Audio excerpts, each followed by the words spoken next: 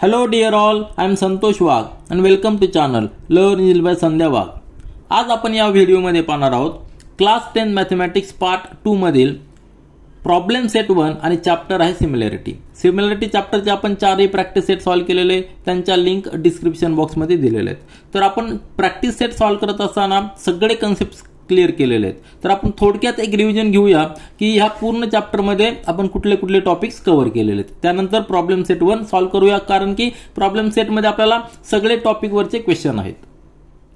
तर आपल्याला माहिती आहे की आपण सिमिलॅरिटी चॅप्टर सॉल्व करत असताना त्यातले प्रॅक्टिस सेट सॉल्व केले। प्रॅक्टिस सेट 1.1 मध्ये आपण ratio of area of two triangles हा कन्सेप्ट क्लियर केलेला आहे। म्हणजे आपण ह्या चॅप्टर मध्ये ट्रायंगल हा पॉलिगॉन घेतोय आणि त्याच्याशी रिलेटेड क्वेश्चन सॉल्व करतोय।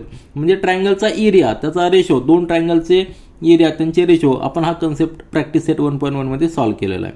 त्याच्यानंतर सेकंड प्रॅक्टिस सेट मध्ये आपण बेसिक प्रोपोर्शनॅलिटी थेरम, त्याच्यानंतर converse of basic proportionality theorem, त्याच्यानंतर property of an angle bisector of triangle आणि ratio of intercept made on the transversal by 3 parallel lines हे चार topic cover केलेले आहेत। त्यानंतरच्या प्रॅक्टिस सेट मध्ये 1.3 मध्ये आपण test for similarity of triangles हा टॉपिक कव्हर केलेला आहे आणि त्याच्यानंतर शेवटच्या प्रॅक्टिस सेट मध्ये आपण property of area of similar triangles cover केले। तर तुम्हाला माहिती आहे की आपल्याला क्वेश्चन सॉल्व करत असताना वेगवेगळ्या थेरमची गरज पडलेली आहे। हे सगळे टॉपिक आपण पाहिलेले की वेगवेगळे थेरम्स आहेत। तर आपण जेव्हा क्वेश्चन सॉल्व करू त्यावेळी कुठला थेरम आपल्याला यूज करायचा आहे त्यावेळी त्या ठिकाणी आपण रिवाइज करूया आणि क्वेश्चन सॉल्व करूया। आता प्रॉब्लेम सेट 1 मधील क्वेश्चन नंबर 1 पहा। क्वेश्चन नंबर 1 मध्ये आपल्याला सब क्वेश्चन्स आहेत।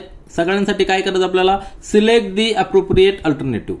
4 ऑप्शन्स असतील, त्यामधला एक करेक्ट ऑप्शन आपल्याला सिलेक्ट करायचा आहे। तर त्यातला पहिला क्वेश्चन पहा। पहिल्या क्वेश्चन मध्ये दिलेलं आहे in triangle ABC and PQR, दोन ट्रायंगल दिलेले आहेत। In a 1-to-1 correspondence.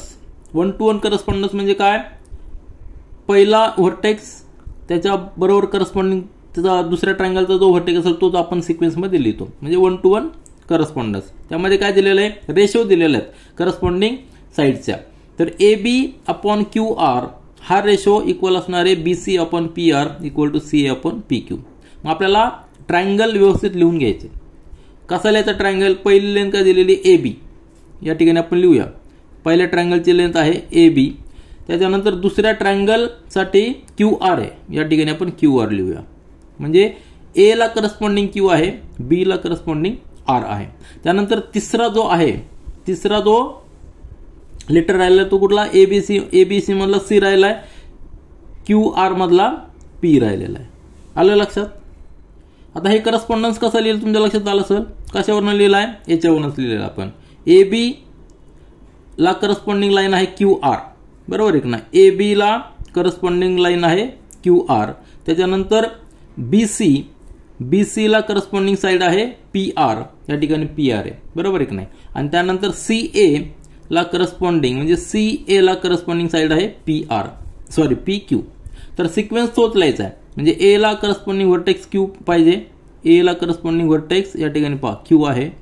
त्यानंतर B ला R येणार आहे, हा B ला R येणार आहे। आणि त्यानंतर राहिलेला जो आहे C ला कुठला येणार आहे, P येणार, हा C ला P येणार आहे। म्हणजे हे करस्पॉन्डन्स याला 1-to-1 म्हणणार। आता ही सिच्युएशन दिलेली आहे, त्यानंतर जे 4 स्टेटमेंट दिलेले आहेत त्यातली कुठली करेक्ट आहे ते आपल्याला ओळखायचे। तर पहिली स्टेटमेंट काय आपण या ठिकाणी पहा। पहिल्या स्टेटमेंट मध्ये काय दिलेलं आहे, triangle PQR is similar to triangle ABC। आता ट्रायंगल PQR जेव्हा आपण सिमिलर म्हणतो त्यावेळी 1-to-1 करस्पॉन्डन्स पाहिजे। तर P ला करस्पॉन्डन्स कुठला आहे, A। आता आपल्या कंडिशन नुसार P ला करस्पॉन्डन्स काय पाहिजे, C पाहिजे। म्हणजे हे स्टेटमेंट बरोबर असणार आहे का, नाही। आपण एक लेटर पाहून देखील आपण ओळखू शकतो की हे स्टेटमेंट रॉंग आहे। का, कारण की P ला करस्पॉन्डन्स कुठला जरी सिक्वेन्स आपण चेंज केला तरी P ला करस्पॉन्डन्स काय पाहिजे, C पाहिजे। या ठिकाणी P ला करस्पॉन्डिंग काय येतं, A येतो, म्हणजे हे रॉंग आहे, बरोबर आहे की नाही। किंवा दुसरा जरी चेक केला, Q ला या ठिकाणी B येतोय तर आपल्याला Q ला काय पाहिजे, Q ला पाहिजे A, म्हणजे हे रॉंग आहे, पहिला ऑप्शन चुकीचा आहे। आता सेकंड स्टेटमेंट पहा, सेकंड ऑप्शन पहा, ट्रायंगल PQR ला करस्पॉन्डिंग आहे CAB दिलेलं आहे। म्हणजे या ठिकाणी P ला करस्पॉन्डिंग व्हर्टेक्स कुठला येतो, CA। आपल्या स्टेटमेंट मध्ये येतोय का, P ला करस्पॉन्डिंग C, म्हणजे बरोबर आहे। एक तर व्हर्टेक्स मॅच झालेला आहे. त्यानंतर क्यू ला करस्पॉन्डिंग ए, या ठिकाणी आहे का क्यू ला करस्पॉन्डिंग ए, क्यू ला करस्पॉन्डिंग ए तो पण आहे, दुसरा पण मॅच झाला आणि साहजिकच तिसरा पण मॅच होणार. म्हणजे हे स्टेटमेंट करेक्ट आहे, हे करेक्ट आहे. परंतु आपण बाकीचे दोन देखील चेक करूया. सी ला करस्पॉन्डिंग पी आहे का, तर सी ला करस्पॉन्डिंग आपल्याला पी हे बरोबर आहे, पहिलं तर बरोबर आहे. नंतर बी ला क्यू आहे का, बी साठी आर आहे, आपल्याला बी साठी आर पाहिजे पण या ठिकाणी क्यू दिलेलं म्हणजे हे रॉंग आहे. आणि नंतर बी सी ए ला सिमिलर टू दिलेला पी क्यू आर, तर बी ला करस्पॉन्डिंग 1 to 1 किती यायला पाहिजे, या ठिकाणी दिलेला पी आणि आपल्याला पाहिजे बी ला पी दिलेला आपल्याला पाहिजे बी ला आर पाहिजे, म्हणजे हे देखील रॉंग आहे. तर 1 to 1 करस्पॉन्डन्स पाहून आपण काय सांगू शकतो, ऑप्शन अतिशय सोपं आहे, ऑप्शन बी इज करेक्ट. ठीक आहे ना. तर यातून आपण काय करतोय, आपले बेसिक कन्सेप्ट जे आहेत ते क्लिअर करण्याचा प्रयत्न करतोय. तर हा क्वेश्चन नंबर 1 मधला पहिला सब क्वेश्चन झालाय. आता आपण सेकंड क्वेश्चन पाहूया. आता क्वेश्चन 1 मधील सेकंड सब क्वेश्चन पहा. इफ इन ट्रायंगल DEF, म्हणजे यामध्ये पहा DEF हा सिक्वेन्स व्यवस्थित बघायचा बरं का, DEF अँड PQR, कुठला आहे PQR हा सिक्वेन्स या ठिकाणी कसा दिला तो पहा. यामध्ये दिलेला आहे angle D is congruent to angle Q. D जो अँगल आहे, D अँगल आणि Q हे दोन कॉन्ग्रंट आहेत. त्यानंतर R आणि E, R अँगल आणि E अँगल आणि R अँगल दोन कॉन्ग्रंट आहेत. Then which of the following statement is false. आता या ठिकाणी आपल्याला फॉल्स स्टेटमेंट ओळखायचं आहे. तर या ठिकाणी रेशो दिलेले आहेत आपल्याला माहिती, जेव्हा दोन ट्रायंगल सिमिलर असतात त्यावेळी त्यांच्या करस्पॉन्डिंग साईडचा रेशो देखील सेम असतो. करस्पॉन्डिंग साईड आता दोन ट्रायंगल मध्ये पहा, DF ला करस्पॉन्डिंग साईड आहे QP, नंतर EF ला करस्पॉन्डिंग आहे RP आणि ED ला करस्पॉन्डिंग आहे RQ. तर यांचे रेशो सेम यायला पाहिजे. तर पहिल्या स्टेटमेंट मध्ये काय दिलेलं आहे, EF अपॉन PR. आता EF त्याला करस्पॉन्डिंग साईड कुठली आहे PR, हे बरोबर आहे. आता हा रेशो इक्वल यायला पाहिजे कशाचा, तर त्यावेळी करस्पॉन्डिंग साईडचा रेशो यायला पाहिजे. तर DF पहिल्या ट्रायंगल मध्ये काय आहे DF, त्याला करस्पॉन्डिंग साईड कुठली आहे PQ, म्हणजे दोन्ही रेशो बरोबर आहेत, करस्पॉन्डिंग साईड म्हणजे हे स्टेटमेंट बरोबर आहे. पण आपल्याला काय विचारलेलं आहे, फॉल्स स्टेटमेंट कुठलं आहे ते विचारलेलं आहे. तर हे करेक्ट आहे, म्हणजे आपला आन्सर हे नाहीये, हे स्टेटमेंट ट्रू आहे कारण दोन्हीकडे करस्पॉन्डिंग साईडचा रेशो दिलेला आहे. त्यानंतर सेकंड जे दिलेलं आहे, सेकंड स्टेटमेंट काय आहे DE याला करस्पॉन्डिंग साईड कुठली आहे RQ, बरोबर आहे की नाही. तर या ठिकाणी कुठली दिलेली आहे PQ दिलेली आहे, म्हणजे DE अपॉन PQ. तर जेव्हा दोन ट्रायंगल सिमिलर असतात त्यावेळी करस्पॉन्डिंग साईडचाच रेशो आपल्याला घेता येतो. एका ट्रायंगलची एक साईड आणि त्याला करस्पॉन्डिंग नसलेल्या साईडचा रेशो आपल्याला घेता येत नाही. तर हे रॉंग आहे. आणि EF बरोबर आहे की नाही, EF अपॉन RP हे दोन करस्पॉन्डिंग आहेत, परंतु पहिली जी रेशो आहे तो करस्पॉन्डिंग रेशोचा नाही, म्हणजे हे स्टेटमेंट काय फॉल्स आहे. हे काय आहे फॉल्स स्टेटमेंट आहे. कुठलं ऑप्शन बी फॉल्स. आता बाकीचे दोन आपण चेक करूया. DE अपॉन QR, DE याला करस्पॉन्डिंग साईड आहे QR, म्हणजे हे बरोबर, हा रेशो बरोबर दिलेला आहे. नंतर DF कुठे आहे DF आणि त्याला करस्पॉन्डिंग PQ, म्हणजे हे देखील करेक्ट स्टेटमेंट आहे.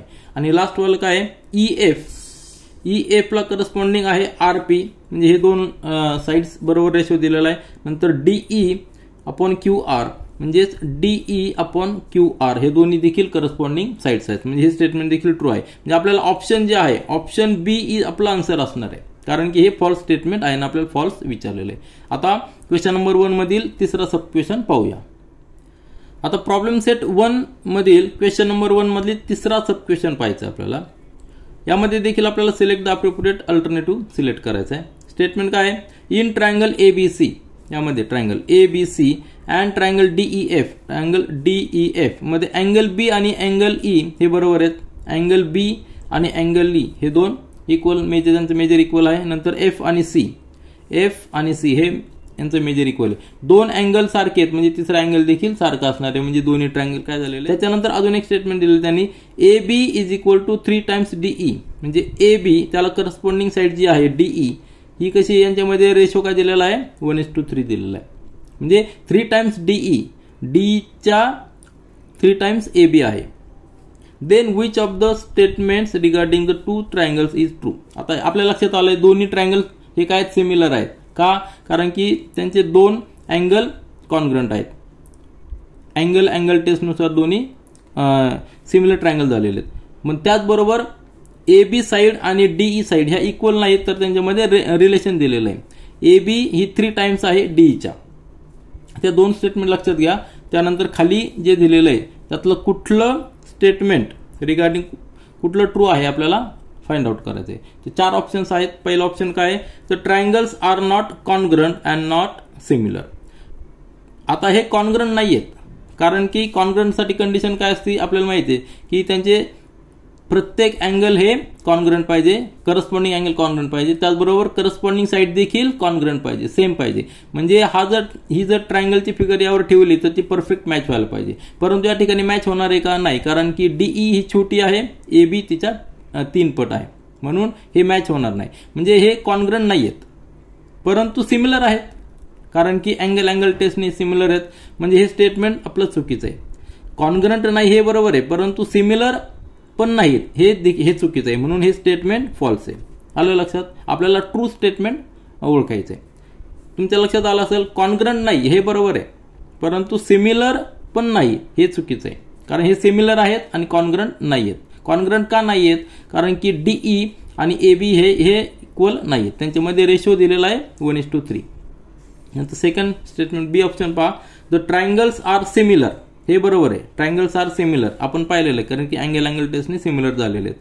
बट नॉट कॉन्ग्रंट, आणि हे देखील बरोबर आहे, आणि कॉन्ग्रंट पण नाही आहे, कारण की कॉन्ग्रंटसाठी सगळ्या साइड्स देखील कॉन्ग्रंट पाहिजे असतात. आता यामध्ये AB आणि DE हे ज्या करस्पॉन्डिंग साइड्स आहेत त्या इक्वल आहेत का, नाही, त्याच्यामध्ये रेशो दिलेला आहे, म्हणून हे स्टेटमेंट ट्रू आहे. कुठलं, second option is true one. आता राहिलेले 2 पाहू आपण.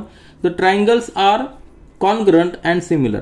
आता कॉन्ग्रंट आहेत का, नाही आहेत, कॉन्ग्रंट नाही आहेत, सिमिलर आहेत, म्हणजे हे स्टेटमेंट देखील फॉल्स झालेलं आहे. आणि चौथं काय, none of the statement above is true. याच्यामध्ये बी हे ऑप्शन ट्रू आहे, म्हणजे डी ऑप्शन हे चुकीचं असणार, कारण एक स्टेटमेंट ट्रू आहे.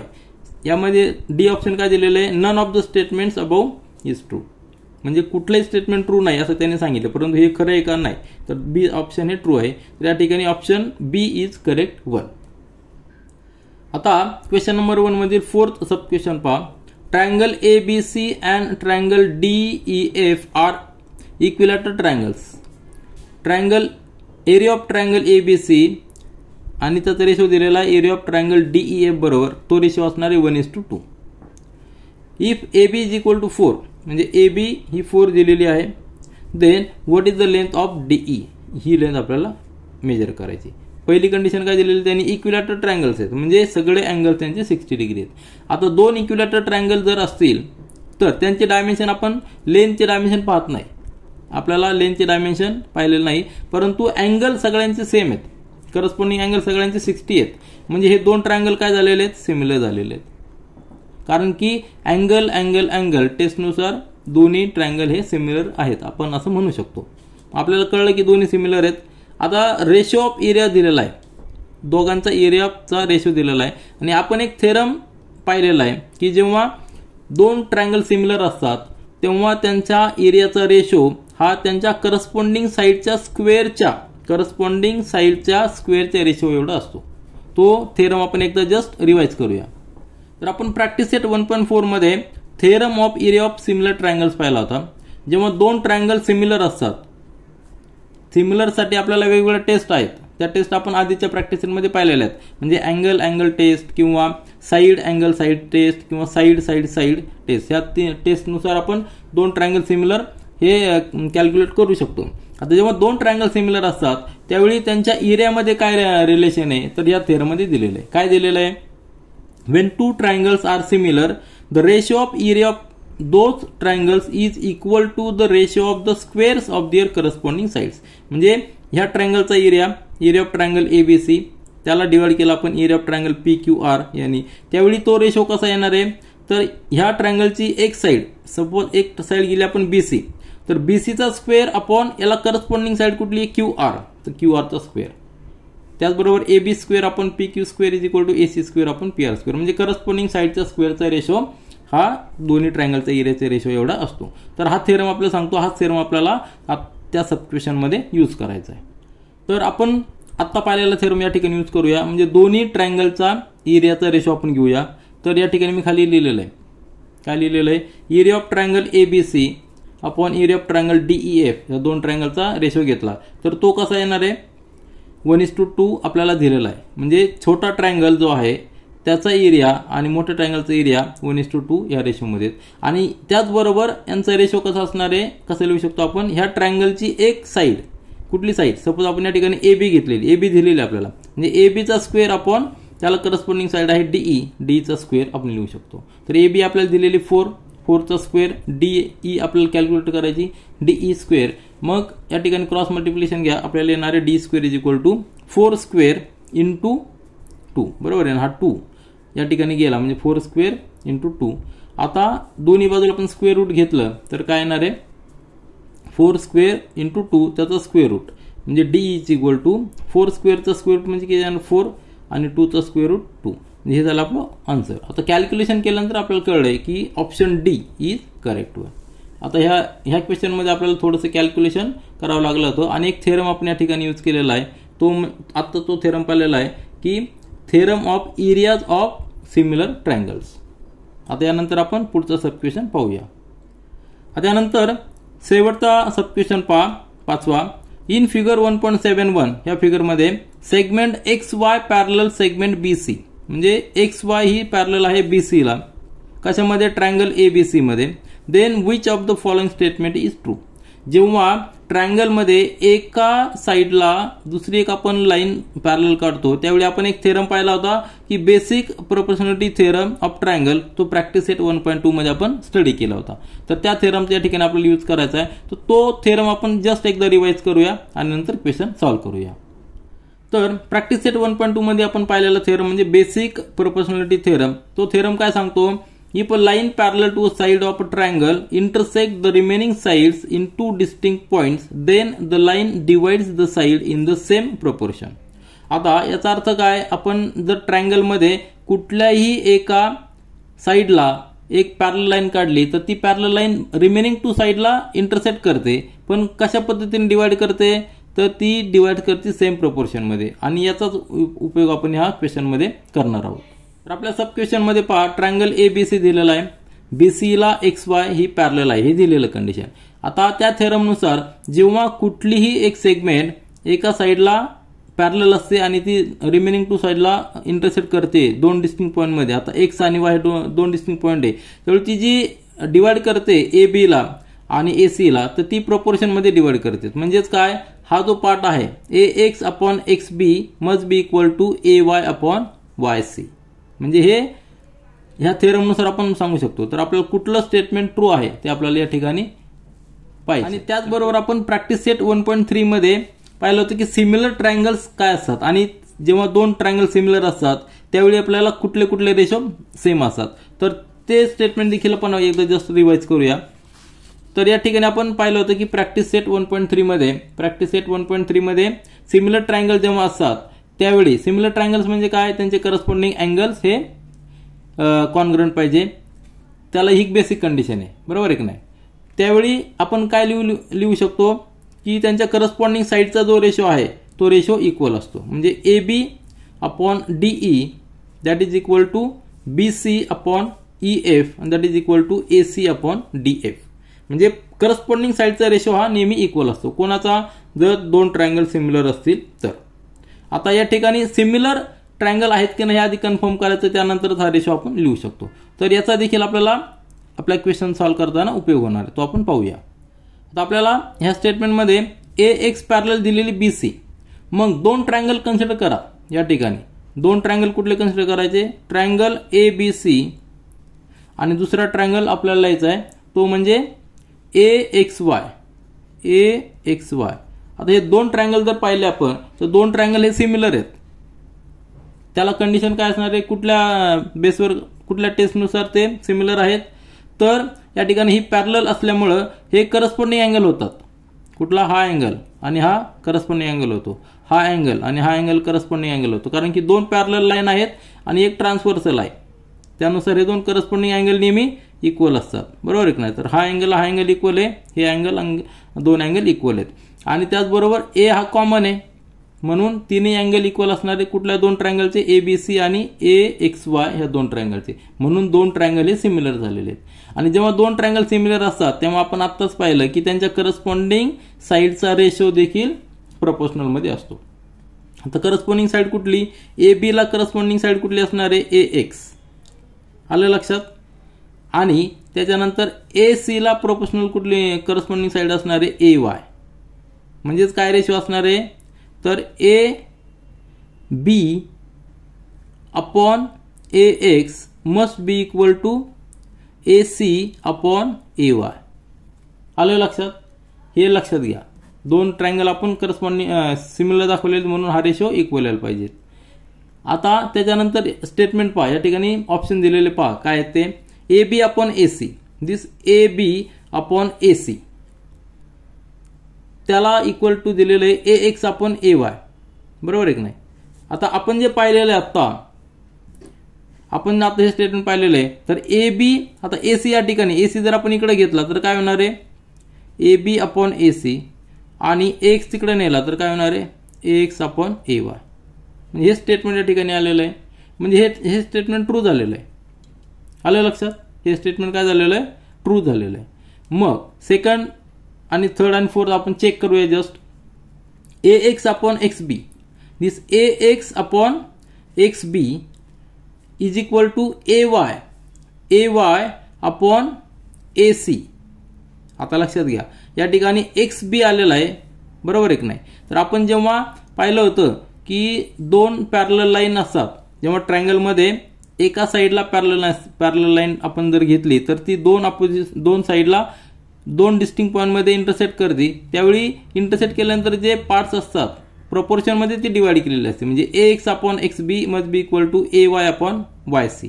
तर या ठिकाणी AY अपॉन जर YC जर असतं तर हे ट्रू झालं असतं, परंतु त्या ठिकाणी YC नाही आहे तर AC आहे, म्हणजे पूर्ण लेंथ दिलेली, म्हणजे हे चुकीचं आहे. आलं लक्षात. त्याच्यानंतर तिसरं ऑप्शन पहा, AX अपॉन YC, दिस AX अपॉन YC, म्हणजे या ठिकाणी दुसरी साईडची दुसरी बाजू दिलेली आहे. नंतर AY upon XB, AY upon XB असं दिलेलं आहे. आता हे स्टेटमेंट आपण कसं लिहू शकतो, या ठिकाणी खाली मी जस्ट लिहितो सीचं स्टेटमेंट पहा बरं का. याला आपण फक्त रिअरेंज करू. तर AX अपॉन AY ला आपण या ठिकाणी घेऊया, AY इकडे ट्रान्सफर करूया, तो डिव्हिजनमध्ये येणार, आणि YC तिकडे नेऊया, YC अपॉन XB. तर ऍक्च्युअली काय आपण पाहिलेलं की करस्पॉन्डिंग साईडचा रेशो प्रोपोर्शनल आहे. पुढची साईड आहे ती AYC, ही YC आहे, बरोबर आहे की नाही. परंतु सुरुवातीचा ट्रायंगल आपण कुठली बाजू घेतली होती, AX घेतली होती, त्यानंतर त्याला XB ही बाजू यायला पाहिजे होती, बरोबर आहे की नाही. XB ही बाजू यायला पाहिजे होती, म्हणजे हा रेशो चुकीचा आहे. ऍक्च्युअल करेक्ट रेशो काय असणार आहे, AX अपॉन AY, बरोबर आहे की नाही. हा that must be equal to XB upon YC असा पाहिजे, म्हणजे हा रिव्हर्स पाहिजे होता. हे जर असं जर ऑप्शन असतं तर ते करेक्ट आलं असतं, परंतु ऑप्शन चुकीचं दिलेलं आहे, म्हणजे हे चुकीचं असणार आहे. त्याच्यानंतर शेवटचं ऑप्शन पहा, AB upon YC, AB upon YC आणि AC upon XB, AC upon XB. आता याला देखील आपण रिअरेंज करून पाहू करेक्ट येतंय का ते, कारण की याला रिअरेंज करून पाहू आपण. AB अपॉन AC ला इकडे घेऊ आपण, AC that is equal to YC तिकडे घेतला आपण, YC अपॉन XB. तर काय होते पहा, AB अपॉन AC म्हणजे AB अपॉन AC स्टेटमेंटमध्ये पहा, AB अपॉन AC हे बरोबर आहे. आता AB ला करस्पॉन्डिंग साईड घ्यायला पाहिजे, करस्पॉन्डिंग साईड कुठली यायला पाहिजे, तर ते XB यायला पाहिजे होती, बरोबर आहे की नाही. XB अपॉन YC तसं आलं तर करेक्ट आलं असतं, परंतु तो सिक्वेन्स चुकलेला आहे म्हणून हे देखील चुकीचं आहे. आलं लक्षात. किंवा हे स्टेटमेंट पूर्णपणे चुकीचं असणार आहे, कारण की आपल्याला दोन ट्रायंगलच्या करस्पॉन्डिंग साईड घ्यायच्यात. आपलं फक्त एकच स्टेटमेंट ट्रू आहे, ते म्हणजे AB upon AC is equal to AX upon AY. आता प्रॉब्लेम सेट 1 मधील क्वेश्चन नंबर 2 पहा. इन ट्रायंगल ABC BDC हे कोलिनियर आहेत, BDC कोलिनियर आहेत, BD इज इक्वल टू 7 म्हणजे हे डिस्टन्स दिलेलं BD आपल्याला दिलेलं आहे 7. त्याच्यानंतर BC दिलेलं आहे 20 म्हणजे B पासून C पर्यंत म्हणजे पूर्ण डिस्टन्स दिलेलं आहे 20. ठीक आहे. Then find the following ratios. या ठिकाणी रेशो दिलेले 3 रेशो आपल्याला फाइंड आउट करायचे आहेत. एरियाचे रेशो. आता एरियाचे रेशो आपण घेतो त्यावेळी काय करू शकतो आपण, कुठल्याही ट्रायंगलचा एरियाचा रेशो घेताना आपण प्रॅक्टिस सेट 1.1 मध्ये पाहिलेलं आहे. तर पुन्हा एकदा आपण जस्ट एकदा रिवाइज करूया, त्यानंतर हा क्वेश्चन सॉल्व्ह करूया. तर आपल्याला माहिती आहे की आपण जेव्हा ट्रायंगलचा एरिया घेतो त्यावेळी तो काय असतो, ट्रायंगलचा एरियाचा फॉर्म्युला काय 1/2 इंटू बेस इंटू हाईट. पण जेव्हा आपण रेशो घेतो, दोन ट्रायंगलच्या एरियाचा रेशो घेतो त्यावेळी काय, ratio of areas of two triangles is equal to the ratio of the product of their bases and corresponding height. कुठल्याही ट्रायंगलचा बेस आणि हाईट यांचा प्रोडक्ट घेतला की त्यांचा रेशो आपल्याला घेता येतो, कारण की 1/2 हा कॉमन नंबर इलिमिनेट झालेला असतो. हे पहिलं स्टेटमेंट आहे. आणि त्याच्यामध्ये स्पेशल कंडिशन्स काय आहे, जेव्हा जर त्यांची करस्पॉन्डिंग त्यांचे बेसेस जे आहेत, बेस किंवा हाईट जर सेम असेल तर कुठली कंडिशन येणार आहे, area of the triangle with equal heights. जर त्यांची हाईट इक्वल जर असेल तर फक्त आपल्याला रेशो कशाचा घ्यायचा, करस्पॉन्डिंग बेसिसचा घ्यायचा. आणि जर बेस इक्वल असेल तर आपल्याला रेशो फक्त करस्पॉन्डिंग हाईटचा घ्यायचा. तुमच्या लक्षात आलं असेल, कुठल्याही ट्रायंगलचा एरिया म्हणजे काय असतो 1/2 इंटू बेस इंटू हाईट. जेव्हा आपण रेशो घेतो तेव्हा 1/2 हा नंबर इलिमिनेट झालेला असतो, फक्त राहतो बेस आणि हाईट यांचा प्रोडक्ट. परंतु त्यामध्ये जर समजा स्पेशल कंडिशनमध्ये बेस जर सेम असेल तर बेस देखील इलिमिनेट होतो, फक्त आपण हाईटचा रेशो घेतो. आणि हाईट जर कॉमन असेल, हाईट देखील सारखी असेल तर फक्त आपण बेसचा रेशो घेतो. तर याचाच उपयोग करून आपण हा क्वेश्चन सॉल्व्ह करूया. आता ह्या फिगरमध्ये 3 ट्रायंगल आहेत, ABD बरोबर आहे ना, ABD आहे, त्याच्यानंतर ADC देखील आहे आणि ABC. कुठले कुठले ट्रायंगल आहेत इथे या ठिकाणी लिहितो मी. ABC हा सगळ्यात मोठा ट्रायंगल आहे, ABC. त्यानंतर ट्रायंगल ABD आहे, ट्रायंगल ABD आहे, ABD. आणि तिसरा ट्रायंगल आहे ADC. पण एक लक्षात घ्या, तीनही ट्रायंगलचा हा व्हर्टेक्स कॉमन आहे, A कॉमन आहे आणि ही बेस आहे. तर बेस व्हर्टेक्स पासून बेसला जर आपण परपेंडिक्युलर टाकला तर ती हाईट असणार आहे. तर या ठिकाणी जी हाईट असणार आहे ती हाईट तिन्ही ट्रायंगलला सेम असणार आहे. त्या ठिकाणी आपण जस्ट एक परपेंडिक्युलर ड्रॉ करूया म्हणजे काय होईल, आपल्याला हाईट मिळेल. आणि त्या हाईटला आपण एक नाव देऊया M. या ठिकाणी M नाव देऊया म्हणजे तीनही ट्रायंगलसाठी हाईट काय झालेली आहे, AM झालेली. AM लेंथ जी आहे ती काय असणार आहे, हाईट असणार आहे. बेस वेगळा असणार आहे परंतु हाईट जी ती हाईट कॉमन असणार आहे. आणि आपण आत्ताच पाहिलं, जर हाईट जर कॉमन असेल तर फक्त आपल्याला बेसचा रेशो घ्यायचा. आलं लक्षात. त्या ठिकाणी आपण सॉल्व्ह करूया. आपल्याला डायमेन्शन दिलेले आहेत. आता बेस या ठिकाणी दिलेला आहे, BDचा बेस म्हणजे ट्रायंगल ABD हा जो ट्रायंगल आहे ABD त्याला बेस दिलेला 7. नंतर ABC ला बेस किती येणार आहे 20 आणि ADC ला बेस किती असणार आहे, ही लेंथ किती असणार आहे 20 - 7 ती किती असणार आहे 13. बरोबर आहे की नाही. म्हणजे ही जी लेंथ असणार आहे ही इथपासून जी लेंथ असणार आहे ती किती असणार आहे 13 आहे. आलं लक्षात. तर हे डायमेन्शन आपल्याकडे आहेत. आपण त्या ठिकाणी रेशो घेऊया. तर पहिला रेशो आपल्याला घ्यायचा आहे आन्सर सोल्युशनमध्ये. पहिला जो आहे त्याचा रेशो काय आहे, area of triangle ABD upon area of triangle ADC काय येणार आहे रेशो. आता या ठिकाणी हाईट सेम आहे म्हणून हाईट पण आपली इलिमिनेट होणार आहे, फक्त बेसचा रेशो. आता बेस या ठिकाणी काय ABD ह्या ट्रायंगलचा बेस काय असणार आहे BD. बरोबर आहे की नाही. तर BD अपॉन ADC चा बेस काय असणार आहे ADC. बरोबर आहे ना. ADC चा बेस असणार आहे DC. तर या ठिकाणी आपण DC लिहूया. आता BD किती दिलेला आपल्याला, BD दिलेला 7, DC किती दिलेला आहे, DC आपण कॅल्क्युलेट 13 म्हणजे 7 अपॉन 13 हे आपलं आन्सर असणार आहे. अतिशय सोपं आहे. त्याच पद्धतीने आपण सेकंड थर्ड कॅल्क्युलेट करूया. त्याच पद्धतीने सेकंड रेशो पहा, area of triangle ABD upon area of triangle ABC. ABD ह्या ट्रायंगलचा बेस आहे BD आणि ABC चा बेस आहे BC. ABD दिलेले 7, BC 20 आणि हे लिहिताना आपण रिझन काय लिहिलेलं आहे as area of triangles with equal heights are proportional to their corresponding bases. म्हणजे करस्पॉन्डिंग बेसेस जे त्यांचा रेशो घ्यायचा. सेकंड आन्सर आलेलं 7.20. आणि त्याच पद्धतीने थर्ड रेशो जो आहे त्यामध्ये देखील बेस डीसी, ए डी सीचा बेस डीसी आहे आणि एबीचा बेस एबीसीचा बेस बीसी आहे, म्हणजे 13/20.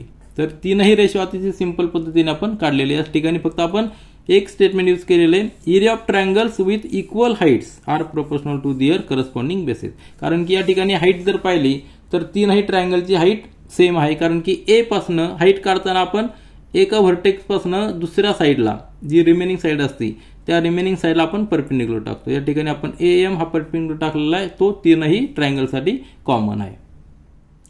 आता प्रॉब्लेम सेट 1 मधील क्वेश्चन नंबर 3 पहा. Ratio of areas of two triangles with equal heights. या ठिकाणी लक्षात घ्या इक्वल हाईट दिलेलं आहे इज 2:3. म्हणजे पुन्हा एकदा आपल्याला दोन ट्रायंगलचा एरियाचा रेशो दिलेला आहे आणि अजून एक स्पेशल कंडिशन दिलेली आहे, त्यांची हाईट इक्वल आहे. If the base of the smaller triangle is 6 centimetre then what is the corresponding base of the bigger triangle. आता स्मॉलर ट्रायंगलचा बेस दिलेला आहे 6 सेंटीमीटर, त्यावेळी आपल्याला बिगर ट्रायंगलचा बेस विचारलेला आहे. आणि अजून एक कंडिशन दिलेली की त्यांची हाईट इक्वल आहे आणि एरियाचा रेशो 2:3 आहे. म्हणजे पुन्हा एकदा आपण ट्रायंगल जस्ट कन्सिडर करा. दोन ट्रायंगल रफमध्ये जर पाहिलं तर दोन ट्रायंगल असणार आहे.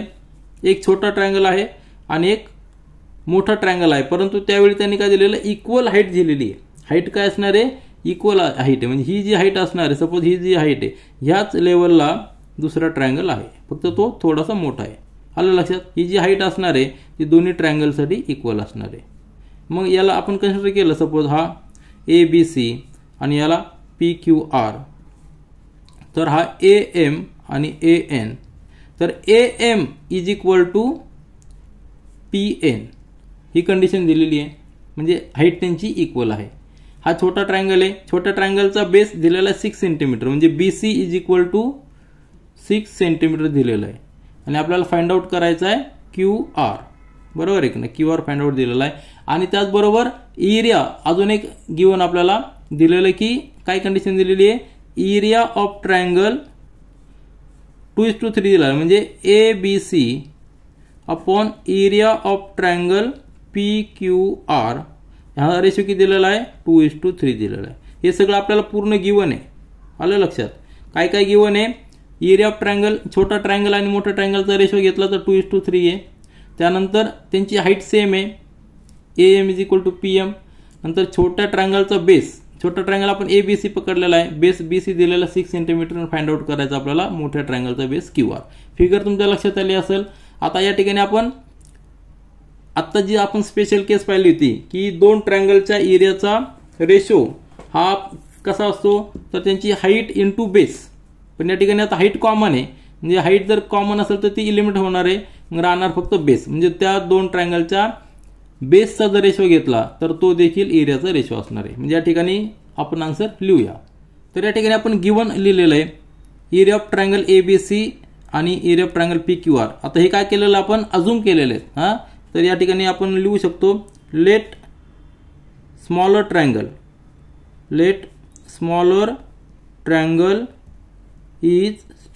Is equal to triangle A B C and bigger triangle. हे आपल्याला अजून करावं लागणार आहे, कारण त्यामध्ये स्मॉलर आणि बिगर ट्रायंगल दिलेले त्यांनी नावं दिलेलं नाहीत. Is equal to triangle P Q R. ठीक आहे, आपण अजून केलेलं आहे या फिगर प्रमाणे.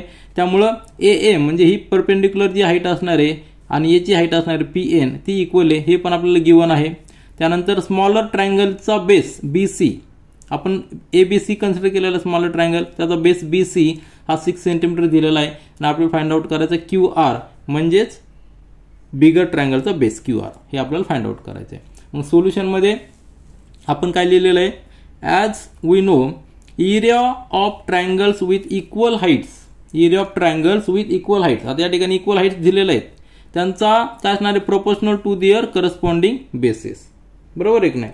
म्हणजे त्यांच्या करस्पॉन्डिंग बेसिसला तो प्रोपोर्शनल असणार आहे. त्या दोघांचा एरियाचा जर रेशो घेतला आपण कुठल्या दोन ट्रायंगल, आता दोन ट्रायंगल आपण कन्सिडर केलेले आहेत, स्मॉलर एरिया स्मॉलर ट्रायंगल आणि बिगर ट्रायंगल यांचा एरियाचा रेशो घेतला तर स्मॉलर ट्रायंगलचा बेस आपण बिगर ट्रायंगलचा बेस म्हणजे बी सी आपण क्यू आर.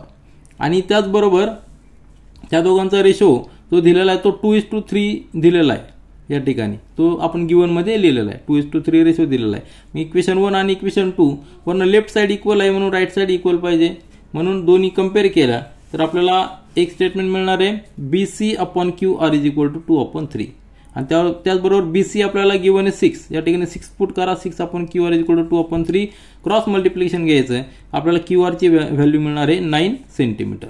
आता QR आपल्याला आन्सर लिहिता येणार नाही, तर आपल्याला आन्सर काय लिहायचं, जे विचारलंय तेच लिहायचं. काय विचारलं होतं, base of the corresponding bigger triangle is, म्हणजे QR आपण अजून केला होता तो आलेला आहे 9 सेंटीमीटर. आपला आन्सर झालेला आहे बिगर ट्रायंगलचा बेस 9 सेंटीमीटर झालेला आहे. आता यानंतर प्रॉब्लेम सेट 1 मधील क्वेश्चन नंबर 4 पहा. In figure 1.73 angle ABC is equal to angle DCB is equal to 90 degree. म्हणजे हा 90 डिग्री आपल्याला अँगल दिलेला, कुठला ABC हा 90 दिलेला आहे आणि DCB हा देखील 90 दिलेला आहे. नंतर AB is equal to 6, AB is equal to 6, DC is equal to 8. Then आपल्याला रेशो फाइंड आउट करायचा दोन ट्रायंगलचा एरियाचा. दोन ट्रायंगल कुठले, ABC हा ABC हा ट्रायंगल आणि दुसरा ट्रायंगल आहे DCB हा DCB. आता आपल्याला माहिती आहे की ट्रायंगलचा एरिया काय असतो, area of any triangle is equal to 1/2 into base into height. हा सिंपल फॉर्म्युला आहे. पण जेव्हा आपण रेशो घेतो त्यावेळी दोन ट्रायंगलचा रेशो घेतो तेव्हा हा कॉन्स्टंट कट झालेला असतो, बरोबर आहे की नाही. म्हणजे A1/A2 जर आपण रेशो घेतला, एका ट्रायंगलचा एरिया दुसऱ्या ट्रायंगलचा एरिया, त्यावेळी B1 इंटू H1 येणार अपॉन B2 इंटू H2 येणार, बरोबर आहे. म्हणजे बेस इंटू हाईट यांचा प्रॉडक्टचा रेशो येणार आहे, कारण की 1/2 लिमिट झालेला असणार आहे. मग आता त्याच्यामध्ये जर स्पेशल कंडिशन असतील, समजा B1 आणि B2 जर इक्वल असतील तर त्या देखील लिमिट होतील H1 H2 चा रेशो राहील, किंवा H1 आणि H2 जर इक्वल असतील तर B1 आणि B2 चा रेशो राहील. म्हणजे बेसचा रेशो किंवा हाईटचा रेशो जर स्पेशल कंडिशनमध्ये. आता हीच कंडिशन या ठिकाणी आहे. या ठिकाणी काय, दोन ट्रायंगल कुठले आहेत, ABC, यासाठी बेस कुठला आहे, BC आहे. आणि दुसरा ट्रायंगल आहे DCB, यासाठी देखील बेस सेम आहे. म्हणजे ह्या कंडिशनमध्ये base B1 is equal to B2 आहे. म्हणजेच A1/A2 जर एरियाचा रेशो घेतला तर तो काय येणार आहे H1/H2. म्हणजे फक्त हाईटचा रेशो घ्यायचा. आता हाईट कशी काढतो आपण, बेसला रिमेनिंग व्हर्टेक्स पासून परपेंडिक्युलर टाकायचा. आता याचा बेस BC आहे, रिमेनिंग व्हर्टेक्स कुठला A पासून BC ला परपेंडिक्युलर, या ठिकाणी 90 दिलेला आहे. म्हणजे या ठिकाणी हाईट झालेली AB, आलं लक्षात. आणि दुसऱ्या ट्रायंगलसाठी हाईट झालेली 8. म्हणजे फक्त H1 आणि H2 त्यांचा हाईटचा रेशो घ्यायचा, आपल्याला आन्सर मिळणार आहे. म्हणजे अतिशय सिंपल क्वेश्चन आहे, स्पेशल कंडिशनचा ट्रायंगल आहे म्हणून या ठिकाणी आपला आन्सर पटकन येणार आहे. त्या ठिकाणी आपण लिहूया. तर आपण सोल्युशन लिहूया. तर सुरुवातीला गिवन या ठिकाणी लिहिलेलं आहे. गिवन काय, दोन ट्रायंगल ABC आणि DCB, त्यामध्ये angle B angle C is equal to 90 degree. हा B angle C angle 90 degree दोन ट्रायंगल मधला. आणि AB is equal to 6, DC is equal to 8 हे आपल्याला गिवन आहे. आपल्याला फाइंड आउट करायचा तो रेशो. मग आपण प्रॅक्टिस सेट 1.1 मध्ये पाहिलेलं आहे की काय पाहिलेलं आहे की जर एरिया ऑफ ट्रायंगल कॅल्क्युलेट करायचा तर त्याचा फॉर्म्युला काय आहे, 1/2 इंटू बेस इंटू हाईट. जर बेस जर कॉमन असेल तर त्या ठिकाणी काय होणार आहे, बेस हा इलिमिनेट होणार दोन्हीचा आणि फक्त हाईट राहणार आहे. तर स्टेटमेंट पहा, we know area of triangle with equal bases are proportional to their corresponding heights. हे आपल्याला माहिती आहे. मग आपण घेऊया या ठिकाणी रेशो घेऊया, area of triangle ABC upon area of triangle DCB. तर फॉर्म्युला मी जस्ट या ठिकाणी लिहिलेला आहे, पूर्ण लिहिलेला फॉर्म्युला लिहायची गरज नाही. डायरेक्ट आपण AB आपण DC लिहिलं तरी चालेल. या ठिकाणी 1/2 इंटू बेस BC आहे, 1/2 इंटू बेस BC आहे. हाईट AB आहे, या ठिकाणी हाईट DC आहे. तर BC आणि BC कॅन्सल होणार, 1/2 आणि 1/2 कॅन्सल होणार कारण ते इक्वल आहेत. मग AB ची व्हॅल्यू 6 आहे, DC ची व्हॅल्यू 8 आहे. जस्ट रिड्यूस करा, या ठिकाणी येणार 3, या ठिकाणी 4 येणार. म्हणजे रेशो आलेला 3:4. आपला आन्सर काय असणार आहे, एरिया ऑफ ट्रायंगल ABC आपण area of triangle DCB is equal to 3/4 हे झालं आपलं आन्सर. आता यानंतर क्वेश्चन नंबर 5 पहा. इन फिगर 1.74 या फिगरमध्ये PM is equal to 10 centimetre. This PM, आता हे परपेंडिक्युलर दिलेलं आपल्याला, PM is equal to 10 centimetre. नंतर area of triangle PQS, area of triangle PQS म्हणजे PQS याचा एरिया दिलेला आपल्याला 100 स्क्वेअर सेंटीमीटर. नंतर एरिया ऑफ ट्रायंगल QRS याचा दिलेला 110 square centimetre. Then find NR, हा परपेंडिक्युलर आहे. मग अतिशय सिंपल आहे, तुमच्या लक्षात आलं असेल दोन ट्रायंगल आहेत या ठिकाणी. दोन ट्रायंगल कुठला, एरिया ऑफ ट्रायंगल दिलेला आहे PQS, हा दिलेला आपल्याला 100 स्क्वेअर सेंटीमीटर. ठीक आहे. आणि दुसरा एरिया दिलेला आपल्या दुसऱ्या ट्रायंगलचा QRS, हा दिलेला आपल्याला 110 स्क्वेअर सेंटीमीटर. पुन्हा एकदा लक्षात घ्या, दोन ट्रायंगलचा एरिया दिलेला आहे, त्या ठिकाणी बेस कॉमन आहे, काय आहे QS. दोन्ही ट्रायंगलला बेस काय आहे QS आहे. मग जवळच आपण यांचा रेशो घेऊ, तो रेशो काय असणार आहे, त्यांच्या हाईटचा रेशो इतका असणार आहे. अतिशय सिंपल आहे. जस्ट आपण आत्ता जस्ट पाहिलेलं स्टेटमेंट त्याचाच उपयोग करू आणि आपण हा क्वेश्चन सॉल्व्ह करूया. तर सोपा क्वेश्चन आहे. गिवन या ठिकाणी आपण लिहून घेतलेलं आहे, दोन ट्रायंगलचा एरिया दिलेला आहे. Area of triangle PQS 100 square centimetre, area of triangle QRS 110 square centimetre. नंतर एक लेंथ दिलेली आपल्याला PM, ही परपेंडिक्युलर लेंथ आहे, इज इक्वल टू 10 सेंटीमीटर. आणि आपल्याला फाइंड आउट करायचं आहे NR, म्हणजे दुसऱ्या ट्रायंगलची हाईट आपल्याला फाइंड आउट करायची. तर सोल्युशनमध्ये एक स्टेटमेंट आपण आधी लिहूया, area of triangles with equal bases are proportional to their corresponding heights. आता या ठिकाणी इक्वल बेस आहेत, दोघांचे बेस सेम आहेत, म्हणून आपण स्टेटमेंट लिहिलेलं आहे. या ठिकाणी QS दोघांचं बेस आहे आणि हाईट PM पहिल्या ट्रायंगलची आहे आणि NR दुसऱ्या ट्रायंगलची हाईट आहे. मग त्या दोघांच्या हाईटचा रेशो घेतला की एरियाचा रेशो आपल्याला मिळणार आहे. म्हणजे area of triangle PQR is equal upon area of triangle QRS is equal to PM upon NR. आणि त्याचबरोबर आपल्याला गिवन काय आहे, दोघांचा एरिया दिलेला आहे, म्हणजेच area of triangle PQR upon area of triangle QRS आपण लिहू शकतो 100 अपॉन 110, हे आपल्याला गिवन आहे. मग कम्पेअर करायचं आहे. इक्वेशन नंबर 1 आणि equation number 2 left side equal आहेत, म्हणून right side must be equal. मग PM upon NR, this PM upon NR is equal to 100 upon 110. त्यामध्ये PM आपल्याला गिवन आहे 10 सेंटीमीटर. पुट करा 10 upon NR is equal to 100 upon 110. Equation solve करा, NR is equal to आपल्याला 11 centimetre. कारण हा 0 जाईल, हा 0 जाईल, म्हणजे 11 सेंटीमीटर मिळालेले. आपला आन्सर काय असणार आहे, height of the second triangle म्हणजे NR is equal to 11 centimetre. हे झालं आपलं आन्सर. आता प्रॉब्लेम सेट 1 मधील क्वेश्चन नंबर 6 पहा. क्वेश्चन व्यवस्थित रीड करून समजून घ्या. Triangle MNT similar to triangle QRS, दोन ट्रायंगल सिमिलर दिलेले आहेत, त्यांचा 1-to-1 करस्पॉन्डन्स पहा.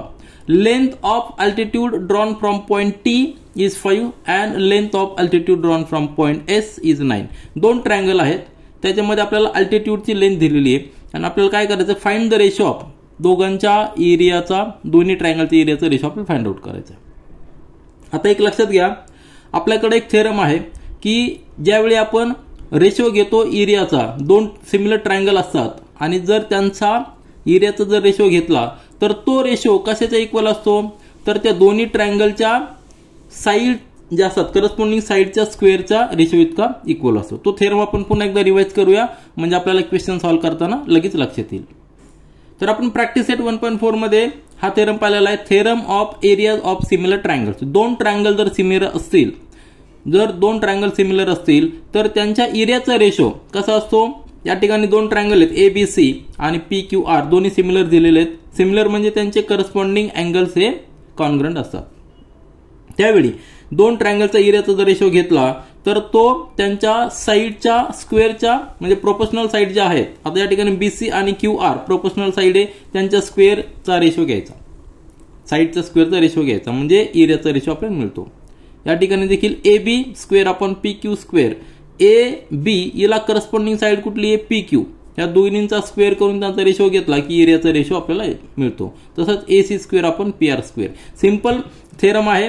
When two triangles are similar the ratio of areas of those triangles is equal to the ratio of the squares of their corresponding sides. म्हणजे त्यांच्या corresponding साईडचा square घ्यायचा आणि त्याचा रेशो घ्यायचा, म्हणजे ट्रायंगलच्या एरियाचा रेशो मिळतो. आता ह्या क्वेश्चन मध्ये आपल्याला काय विचारलेलं आहे तेच विचारलेलं आहे की एरियाचा रेशो आपल्याला काढायचा आहे दोन्ही ट्रायंगलचा, आणि दोन्ही ट्रायंगल करस्पॉन्डिंग दिलेले आहेत. तर ट्रायंगल कसे आहेत ते MNT आपण रफ स्केच काढूया.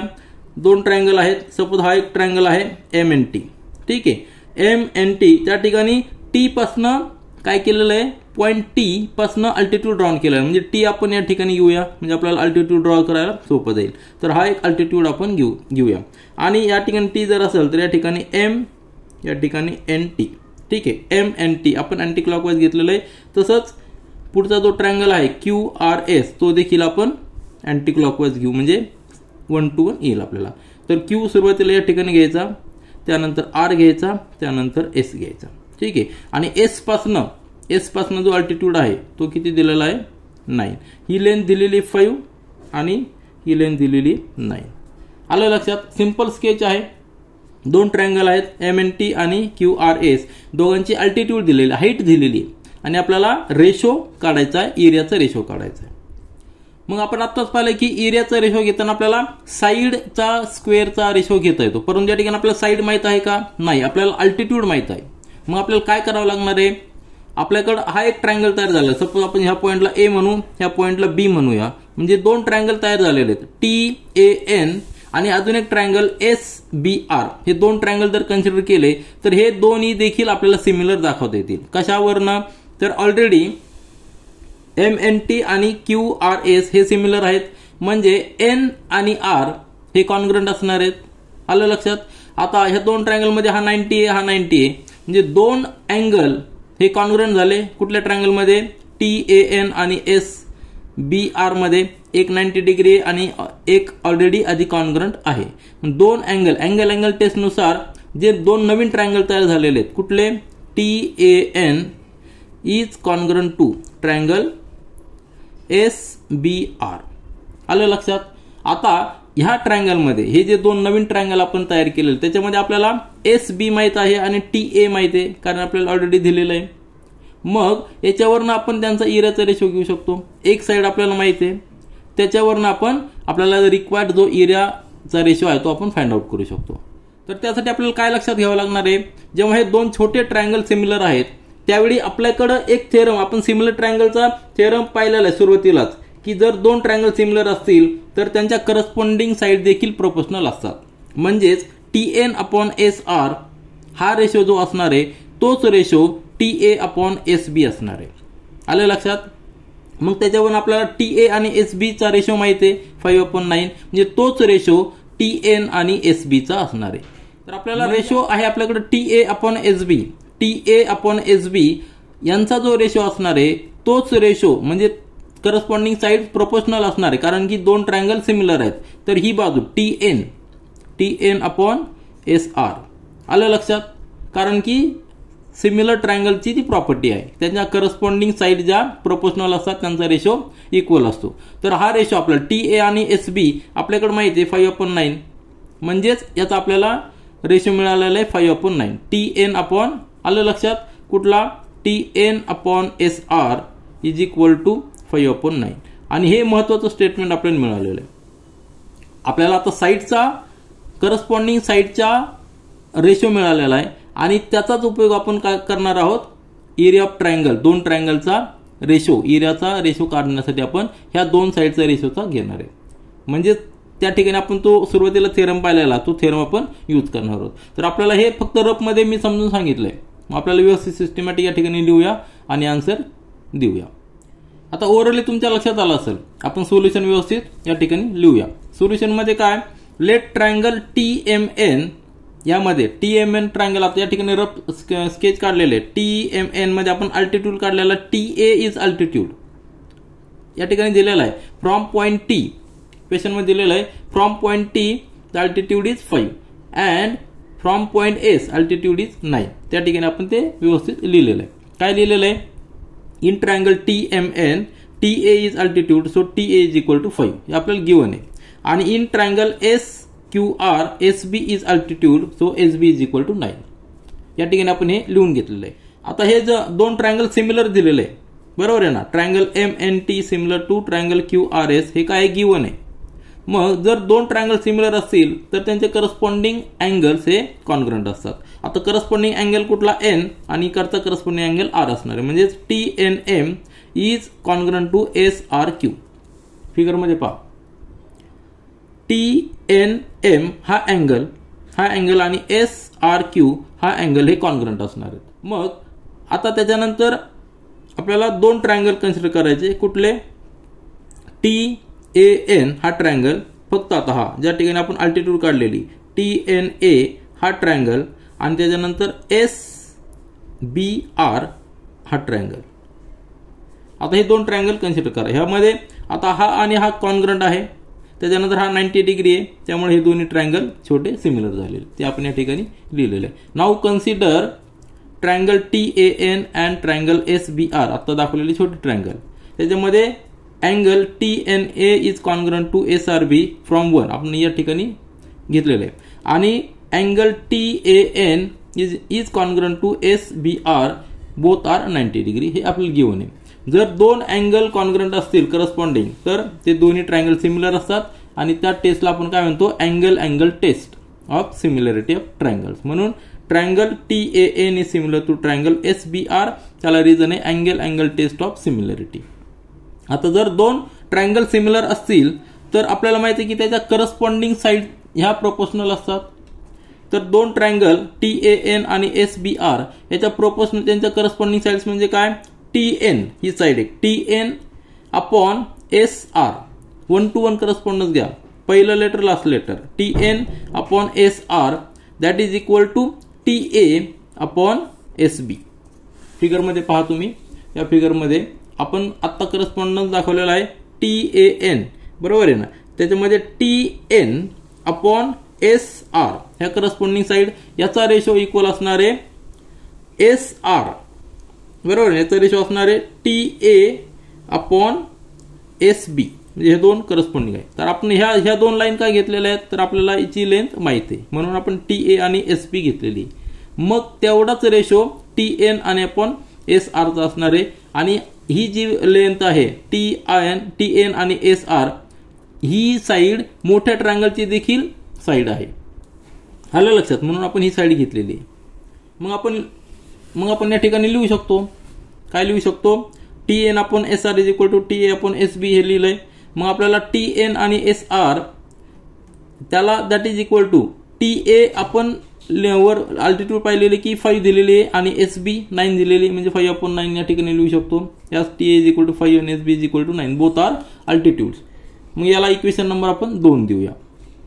आता पुन्हा एकदा मोठे ट्रायंगल कन्सिडर करा, कुठला MNT जो सुरुवातीला दिलेला आपल्याला, MNT आणि QRS हे दोन ट्रायंगल सिमिलर दिलेले आहेत आपल्याला, हे गिव्हन आहे म्हणून आपण या ठिकाणी लिहिलेलं आहे. मग जर दोन ट्रायंगल जर सिमिलर असतील तर त्यांच्या एरियाचा रेशो, जो सुरुवातीला आपण थेरम स्टडी केलाय की त्यांच्या एरियाचा रेशो हा करस्पॉन्डिंग साइडचा स्क्वेअरचा रेशो इतका असतो. आता यांची करस्पॉन्डिंग साइड कुठली घ्यायची, TN घ्या आणि SR घ्या, कारण की आत्ताच आपण यांचा रेशो फाइंड आउट केलेला आहे. म्हणून TN चा स्क्वेअर अपॉन SR चा स्क्वेअर त्यांचा एरियाचा रेशो असणार आहे. याला आपण रेफरन्स का दिलेला, theorem of areas of similar triangles, आलं लक्षात. आता या ठिकाणी आपल्याला एक रेशो आपण आत्ताच फाइंड आउट केला होता फ्रॉम इक्वेशन 2, म्हणजे area of triangle MNT upon area of triangle QRS is equal to TN आणि SR आपण आत्ताच फाइंड आउट केलं होतं की त्याचा रेशो किती असणार आहे, तो रेशो आहे 5 अपॉन 9. या ठिकाणी आपण लिहूया as TN upon SR is equal to 5 upon 9, आणि याला आपण फ्रॉम इक्वेशन 2 लिहू शकतो, फ्रॉम सेकंड इक्वेशन. मग त्यानुसार आपण 5 स्क्वेअर अपॉन 9 स्क्वेअर लिहू शकतो, म्हणजे 25 अपॉन 81 स्क्वेअर, 25 अपॉन 81. आपला आन्सर काय आलेला आहे, area of triangle MNT upon area of triangle QRS is equal to 25 upon 81, हे झालं आपलं फायनल आन्सर. आता प्रॉब्लेम सेट 1 मधील क्वेश्चन नंबर 7 पहा. इन फिगर 1.75 या फिगरमध्ये A-D-C म्हणजे कोलिनियर आहेत. कुठले, ADC हे तीनही पॉईंट एका लाईनवर आहेत. त्याच पद्धतीने BEC हे एका लाईनवर आहेत. नंतर segment DE is parallel to AB, या साईडला AB ला पॅरलल आहे.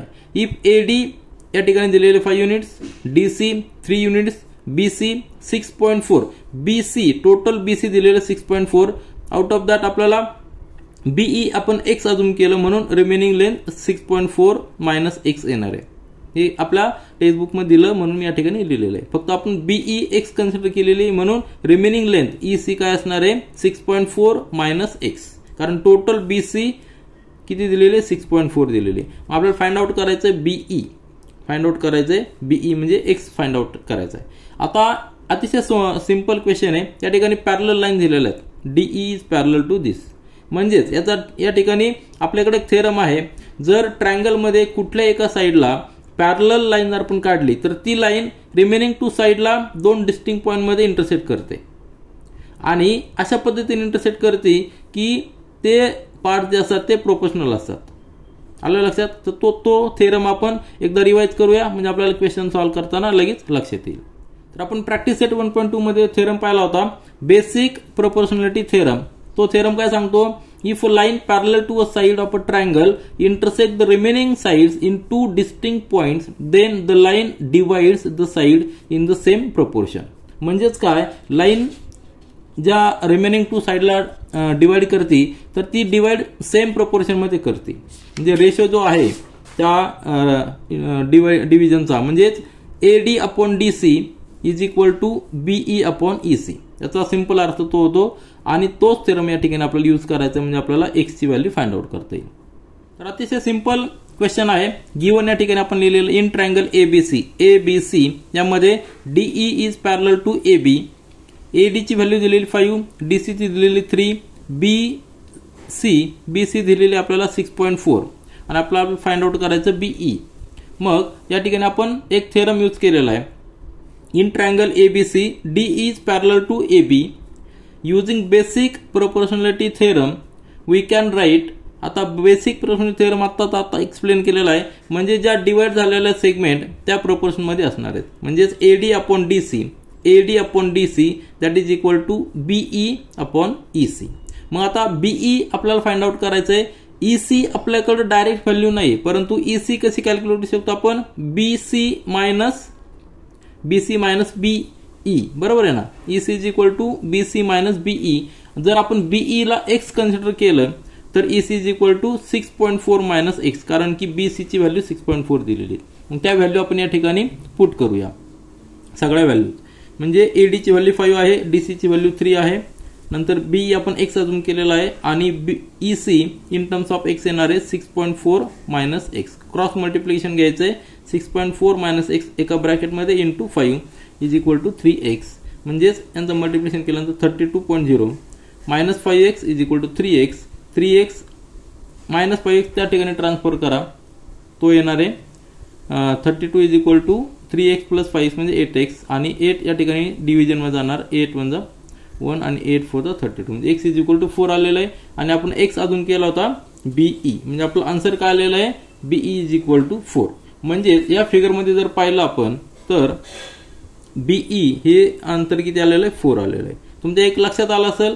म्हणजे EC किती येणार आहे 6.4 म्हणजे किती येणार आहे 6.4 मायनस 4. बरोबर आहे की नाही. म्हणजे या ठिकाणी आलेलं आहे 2.4. किती आलेलं आहे 2.4. आता याचा जर रेशो जर घेतला आपण तर तो रेशो आपल्याला इक्वल यायला पाहिजे. आपण जस्ट कन्फर्म करतोय, टॅली करतो आपला आन्सर. तर आपण रेशो कसा कन्फर्म करू शकतो, या ठिकाणी मी रफ मध्ये लिहितो रेशो कन्फर्म करताना. म्हणजे 5/3 that must be equal to किती यायला पाहिजे 4/2.4 हे यायला पाहिजे. म्हणजेच हे जर इक्वल टू साइन मेंटेन करत असेल तर क्रॉस मल्टिप्लिकेशन घेऊन रेशो इक्वल यायला पाहिजे. म्हणजेच 5 into 2.4 that must be equal to 3 into 4. आलं लक्षात. म्हणजे 3 into 4 किती आहे 12. बरोबर आहे. आणि 2.4 into 5 याला जर आपण मल्टिप्लाय केलं तर 24 5 120 पण हा पॉईंट आहे म्हणजे 12. 12 इज इक्वल टू 12 म्हणजे रेशो इक्वल आहे. किंवा तुम्ही डिव्हिजन करून जरी पाहिलं तरी तुम्हाला रेशो इक्वल येणार आहे. म्हणजे आपण काढलेला आन्सर परफेक्ट आहे. आपण फक्त या ठिकाणी टॅली केलेलं आहे. आता या ठिकाणी आपण एक थेरम यूज केलेला आहे तो म्हणजे बेसिक प्रोपोर्शनॅलिटी थेरम. पण त्याचबरोबर हे प्रूफ करण्यासाठी आपण वेगळी मेथड देखील यूज करू शकतो. त्या मेथडमध्ये आपण काय करू शकतो, दोन ट्रायंगल सिमिलर दाखवू शकतो. कुठले, ABC आणि DEC. कारण की हे पॅरलल जर असतील तर हे अँगल करस्पॉन्डिंग अँगल असतात. हे अँगल करस्पॉन्डिंग अँगल असल्यामुळे दोन्ही ट्रायंगल सिमिलर आहेत आणि सिमिलर ट्रायंगल असल्यानंतर त्यांच्या करस्पॉन्डिंग साइडचा रेशो हा प्रोपोर्शनल असतो. ते मेथड देखील यूज करून आपण BE ची व्हॅल्यू फाइंड आउट करू शकतो. आता प्रॉब्लेम सेट 1 मधील क्वेश्चन नंबर 8 पहा. इन फिगर 1.76 ह्या फिगर मध्ये segment PA, segment QB, segment RC आणि सेगमेंट SD म्हणजे PA, QB, CR आणि SD ह्या सगळ्या segments are perpendicular to line AD. म्हणजे ही जी लाईन आहे AD त्याला हे सगळ्या परपेंडिक्युलर आहेत. म्हणजे हे अँगल 90 डिग्री आहे. नंतर डायमेन्शन दिलेले आहेत AB 60, BC 70, CD 80, PS 280. PS म्हणजे ही पूर्ण दिलेली आहे आणि हे सेगमेंटचे डिस्टन्स दिलेले आहेत.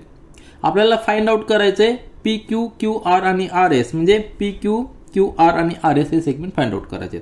आता फिगर वरनं आपल्याला लक्षात येईल की या ठिकाणी परपेंडिक्युलर असल्यामुळं ह्या सगळ्या लाईन म्हणजे पी ए क्यू बी आणि आर सी एस डी एकमेकांना पॅरलल आहेत. आणि आपण प्रॅक्टिस सेट 1.2 सॉल्व्ह करताना एक थेरम पाहिला होता की property of 3 parallel lines and their transversal. तर तो थेरम आपण या ठिकाणी यूज करणार आहोत. म्हणजे आपल्याला जे इंटरसेप्ट आहेत पी क्यू क्यू आर आणि आर एस हे इंटरसेप्ट आपल्याला कॅल्क्युलेट करता येतील. कारण की जेव्हा पॅरलल लाईन्स असतात आणि ट्रान्सव्हर्सल असते त्यावेळी त्यांचे जे इंटरसेप्ट असतात त्यांच्यामध्ये रिलेशन आहे. आणि तो थेरम एकदा आपण रिवाइज करूया आणि क्वेश्चन सॉल्व्ह करूया. आता थेरम काय आहे? Property of 3 parallel lines and their transversal. ही प्रॉपर्टी काय सांगते? The ratio of the intercepts made on a transversal by 3 parallel lines is equal to the ratio of corresponding intercepts made on the any other transversal by same parallel lines. म्हणजे जर कुठली parallel lines असतील त्या parallel लाईन्सला जर आपण 2 transversal घेतल्या किंवा 3 घेतल्या किंवा 4 घेतल्या तर प्रत्येक ट्रान्सव्हर्सलवर जे इंटरसेप्ट तयार झालेले आहेत त्या इंटरसेप्ट जे असतात त्यांचा रेशो, त्या प्रत्येक इंटरसेप्टचा रेशो हा equal to the ratio of corresponding intercepts made on the any other transversal by the same parallel lines. तर आपल्या एक्झाम्पलमध्ये या ठिकाणी काय दिलेलं आहे?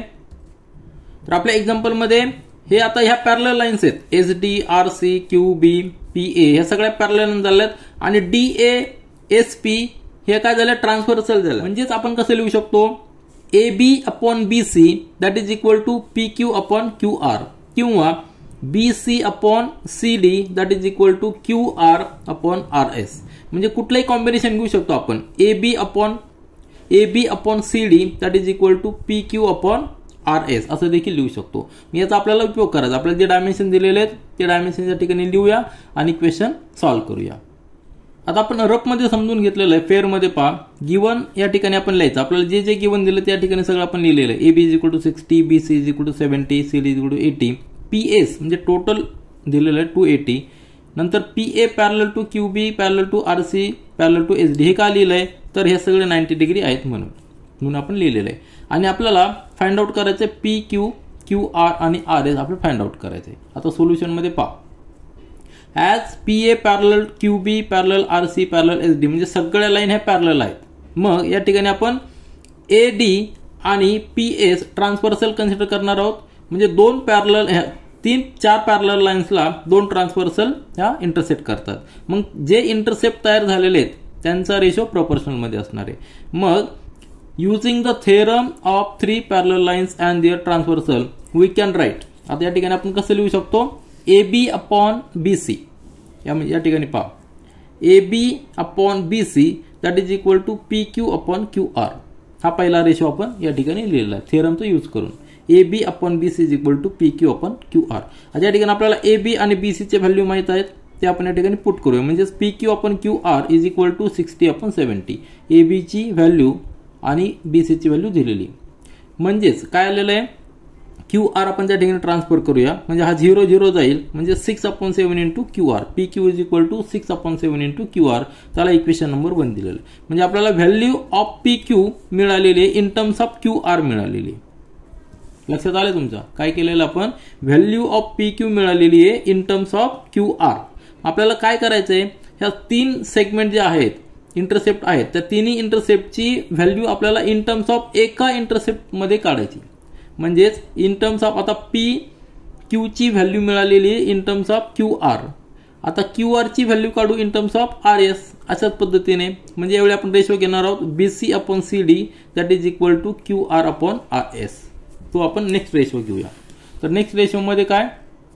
बी C upon C D that is equal to Q R upon R S. म्हणजेच आपल्याला B C आणि सी डी दिलेल्या 70 आणि 80 या ठिकाणी पुट करूया. म्हणजे Q R upon R S Q R upon R S is equal to 70 upon 80 हा 0 जाईल. मग 7 अपॉन 8 राहिला. म्हणजेच काय? क्यू आर आर एस तिकडे ट्रान्सफर केला. Q R is equal to 7 upon 8 into R S. याला इक्वेशन नंबर 2 दिलेलं आहे. आता इक्वेशन नंबर 1 पहा आणि इक्वेशन नंबर 2 पहा. काय केलेलं आपण? पी क्यू ची व्हॅल्यू फाइंड आउट केलेली in terms of Q R आणि क्यू आर ची व्हॅल्यू फाइंड आउट केलेली in terms of R S. मग आपण जर क्यू आर, या ठिकाणी क्यू आर आहे, या क्यू आरच्या ऐवजी आपण ही जर व्हॅल्यू टाकली 7/8 इंटू आर एस, तर आपल्याला पी क्यूची व्हॅल्यू देखील in terms of R S मिळणार आहे आणि क्यू आरची व्हॅल्यू देखील in terms of R S आहे. तर from 1 and 2 P Q is equal to 6/7 ही हा कोएफिशियंट आहे आणि क्यू आरची व्हॅल्यू आपण ही पुट करणार आहोत 7/8 इंटू आर एस. म्हणजे हा 7 आणि हा 7 जाईल, नंतर या ठिकाणी रिड्यूस केल्यानंतर 3 2 जा 6 बरोबर, 2 3 जा 6 आणि 2 4 जा 8 म्हणजे 3/4 into R S. P Q is equal to 3/4 into R S. म्हणजेच लक्षात घ्या या ठिकाणी फक्त आता एकच इंटरसेप्ट राहिलेला आहे आर एस, बरोबर आहे की नाही. पी क्यू देखील आर एसच्या टर्ममध्ये आहे, नंतर क्यू आर देखील आर एसच्या टर्ममध्ये आहे आणि आर एस ऑलरेडी आर एसच्या टर्ममध्ये आहे. म्हणजे तिन्ही इंटरसेप्ट जे आहेत ते आपल्याला in terms of R S मिळालेले आहेत. मग आता तिघांची ॲडिशन आपल्याला टोटल लेंथ दिलेली आहे, टोटल लेंथ पी एस दिलेली आहे, ती दिलेली 280 बरोबर आहे ना. पी एस दिलेली आपल्याला 280 दिलेली आहे. पी एस म्हणजेच काय, P Q plus Q R plus R S, तिघांची ॲडिशन केली की आपल्याला पी एस मिळणार आहे. मग आपण या ठिकाणी ॲडिशन करूया. मग P S is equal to सगळ्यांची ॲडिशन घेतलेली आपण, पी एस 280 आहे. आता पी क्यू आपल्याला मिळालेले 3/4 into R S. In terms of R S आपल्याला पी क्यूची व्हॅल्यू मिळालेली आहे, क्यू आरची देखील in terms of R S value मिळालेली आहे 7/8 इंटू आर एस आणि R S already R S आहे. म्हणजे फ्रॉम सेकंड अँड थर्ड म्हणजे आपण ह्या दोन व्हॅल्यू पुट केलेल्या आहेत. मग या ठिकाणी सगळीकडे R S R S R S एकच व्हेरिएबल राहिलेला आहे. मग इक्वेशन सॉल्व्ह करणं अतिशय सोपं आहे, म्हणजे आपल्याला आर एसची व्हॅल्यू मिळणार आहे. आता हे सगळं मॅथमॅटिकल कॅल्क्युलेशन आहेत. म्हणजे 280 आता या ठिकाणी पहा, बेस या ठिकाणी काय 4 या ठिकाणी 8 आहे. आपल्याला हा जो डिव्हिजन मध्ये आहे ते आपल्याला 1 करायचं आहे. तर 1 कसं करू शकतो, याला आपल्याला 8 ने मल्टिप्लाय करायचं आहे. फक्त मग यालाच 8 ने मल्टिप्लाय करून जमणार आहे का, सगळ्याला 8 ने मल्टिप्लाय करावं लागेल. सगळीकडे आपण 8 ने मल्टिप्लाय करूया. म्हणजेच या ठिकाणी 8 ने मल्टिप्लाय केलंय, ह्या टर्मला देखील 8 ने मल्टिप्लाय केलंय, ह्या टर्मला देखील 8 ने, ह्या टर्मला देखील 8 ने. म्हणजे काय होईल 4 1 4 4 2 8, हा 8 आणि हा 8 जाईल. म्हणजे 280 इंटू 8 याचं मल्टिप्लिकेशन करायचं नाही, कारण आपल्याला नंतर कॅल्क्युलेशन करायला सोपं जाईल. नंतर इक्वल टू 2 इंटू 3 म्हणजे 6R plus 6 R S plus 7 R S आणि 8 आर एस यांची ॲडिशन केल्यानंतर 21 R S is equal to 280 into 8. 21 या ठिकाणी ट्रान्सफर करा, तो डिव्हिजनमध्ये जाईल. म्हणजे आर एसची व्हॅल्यू जी मिळालेली.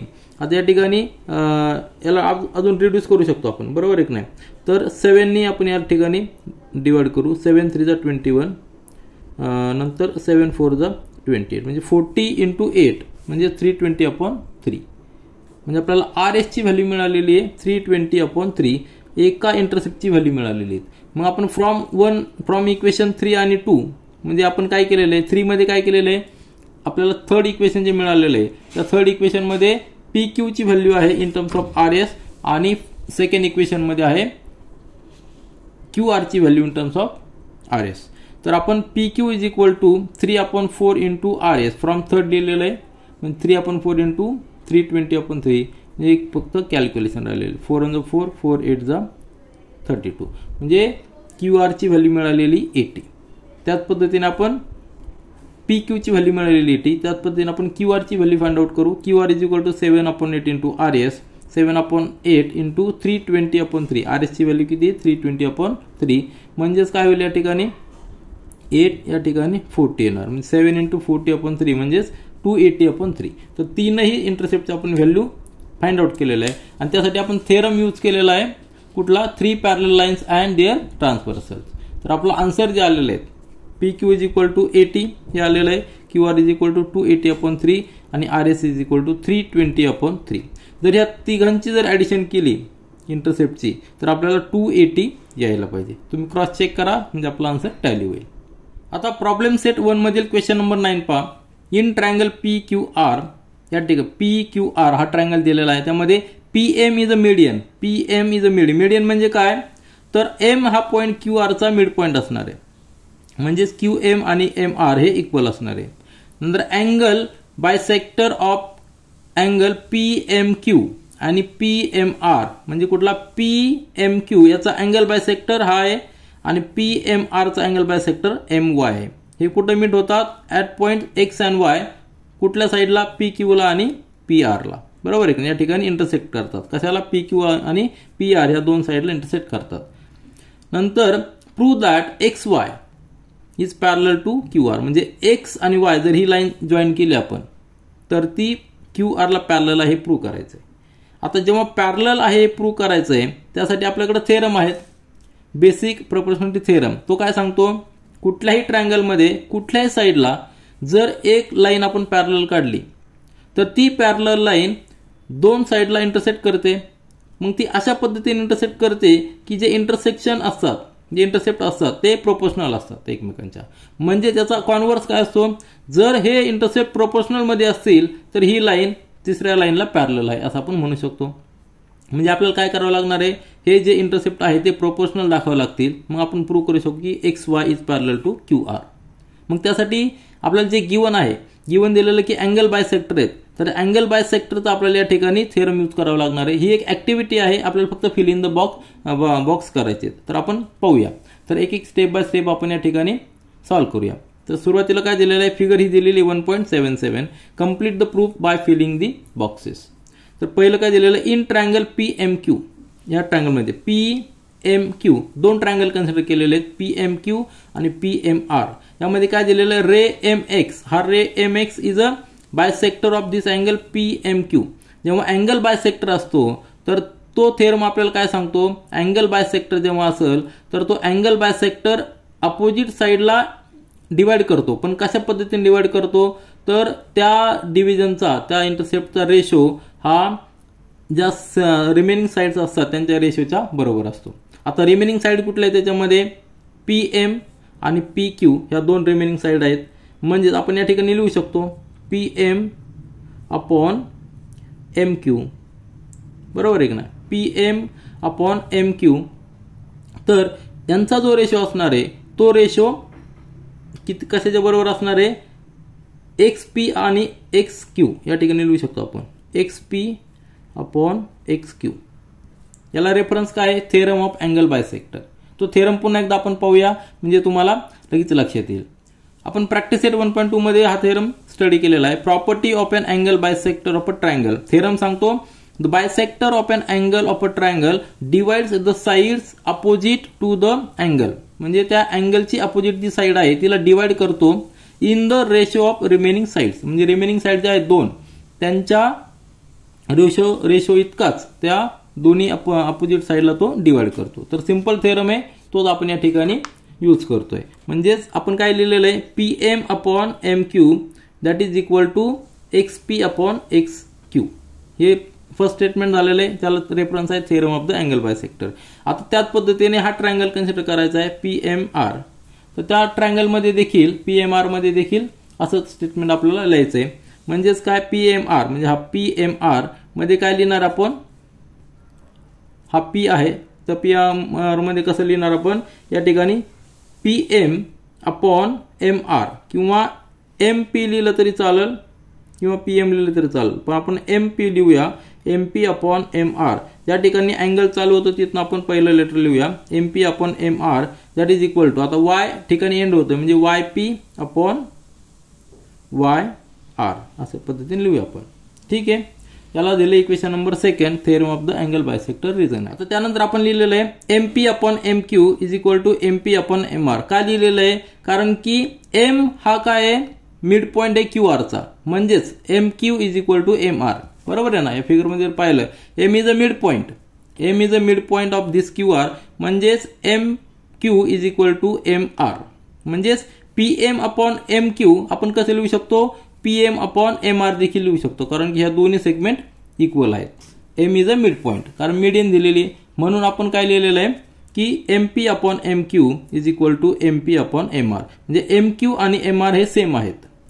एम पी आपण न्यूमरेटरला तसंच ठेवलेलं आहे, फक्त डिव्हिजन मध्ये आपण M Q is equal to M R लिहिलेलं आहे. मग आता यावरनं काय लिहू शकतो, M P upon M R आणि एम पी म्हणजे P M upon M Q. बरोबर आहे की नाही. दोन्ही स्टेटमेंट काय झालेलं M P upon M Q म्हणजेच P M upon M Q आणि that is equal to M P upon M R, M P upon M R. म्हणजे हे लेफ्ट साईड इक्वल झालेलं आहे, फर्स्ट आणि सेकंड मध्ये लेफ्ट साईड इक्वल झालेले आहेत, म्हणजे त्यांचं राईट साईड देखील इक्वल पाहिजे. मग आपण लिहू शकतो राईट साईड काय आहे, एक्स पी म्हणजेच P X upon X Q is equal to Y P म्हणजेच P Y upon Y R म्हणजेच वाय आर. बरोबर आहे की नाही. हे झालं स्टेटमेंट इक्वल. आता आधीच आपण सांगितलं होतं की बेसिक प्रोपोर्शनॅलिटी थेरम आपल्याला काय सांगतो, जर ट्रायंगलमध्ये आता या ठिकाणी आपल्याला px अपॉन xq हा रेशो आलेला आहे, that is equal to py upon yr हा रेशो आलेला आहे आपल्याला. तर हे जेव्हा इंटरसेप्ट प्रोपोर्शनल रेशोमध्ये असतात त्यावेळी xy ही qr ला पॅरलल असते आणि त्याला रेफरन्स काय, converse of basic proportionality theorem.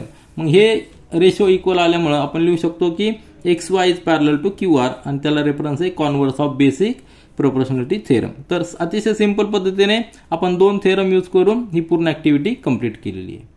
आता प्रॉब्लेम सेट 1 मधील क्वेश्चन नंबर 10 पहा.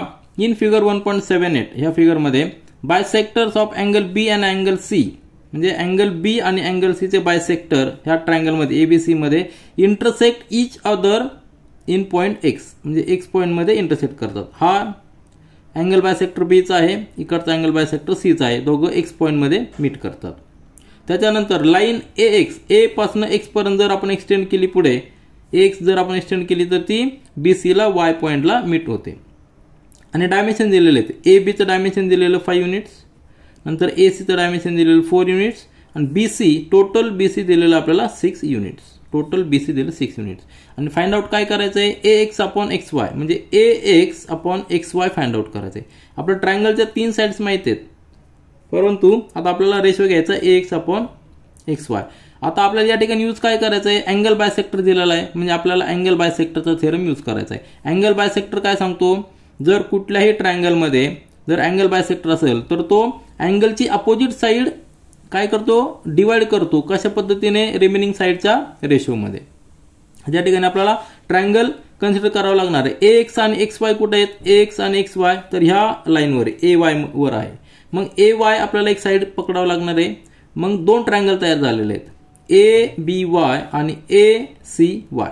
या दोन्ही ट्रायंगलमध्ये अँगल बायसेक्टरचा थेरम यूज करू आणि एक्स अपॉन एक्स वाय हे आपल्याला रेशोमध्ये येणार आहे आणि ते कम्पेअर करून आपल्याला एक्स आणि एक्स वायची व्हॅल्यू फाइंड आउट करता येईल. तर बेसिक या ठिकाणी मी एक्सप्लेन केलेलं आहे, थेरॉटिकल आपण व्यवस्थित या ठिकाणी लिहून घेऊया.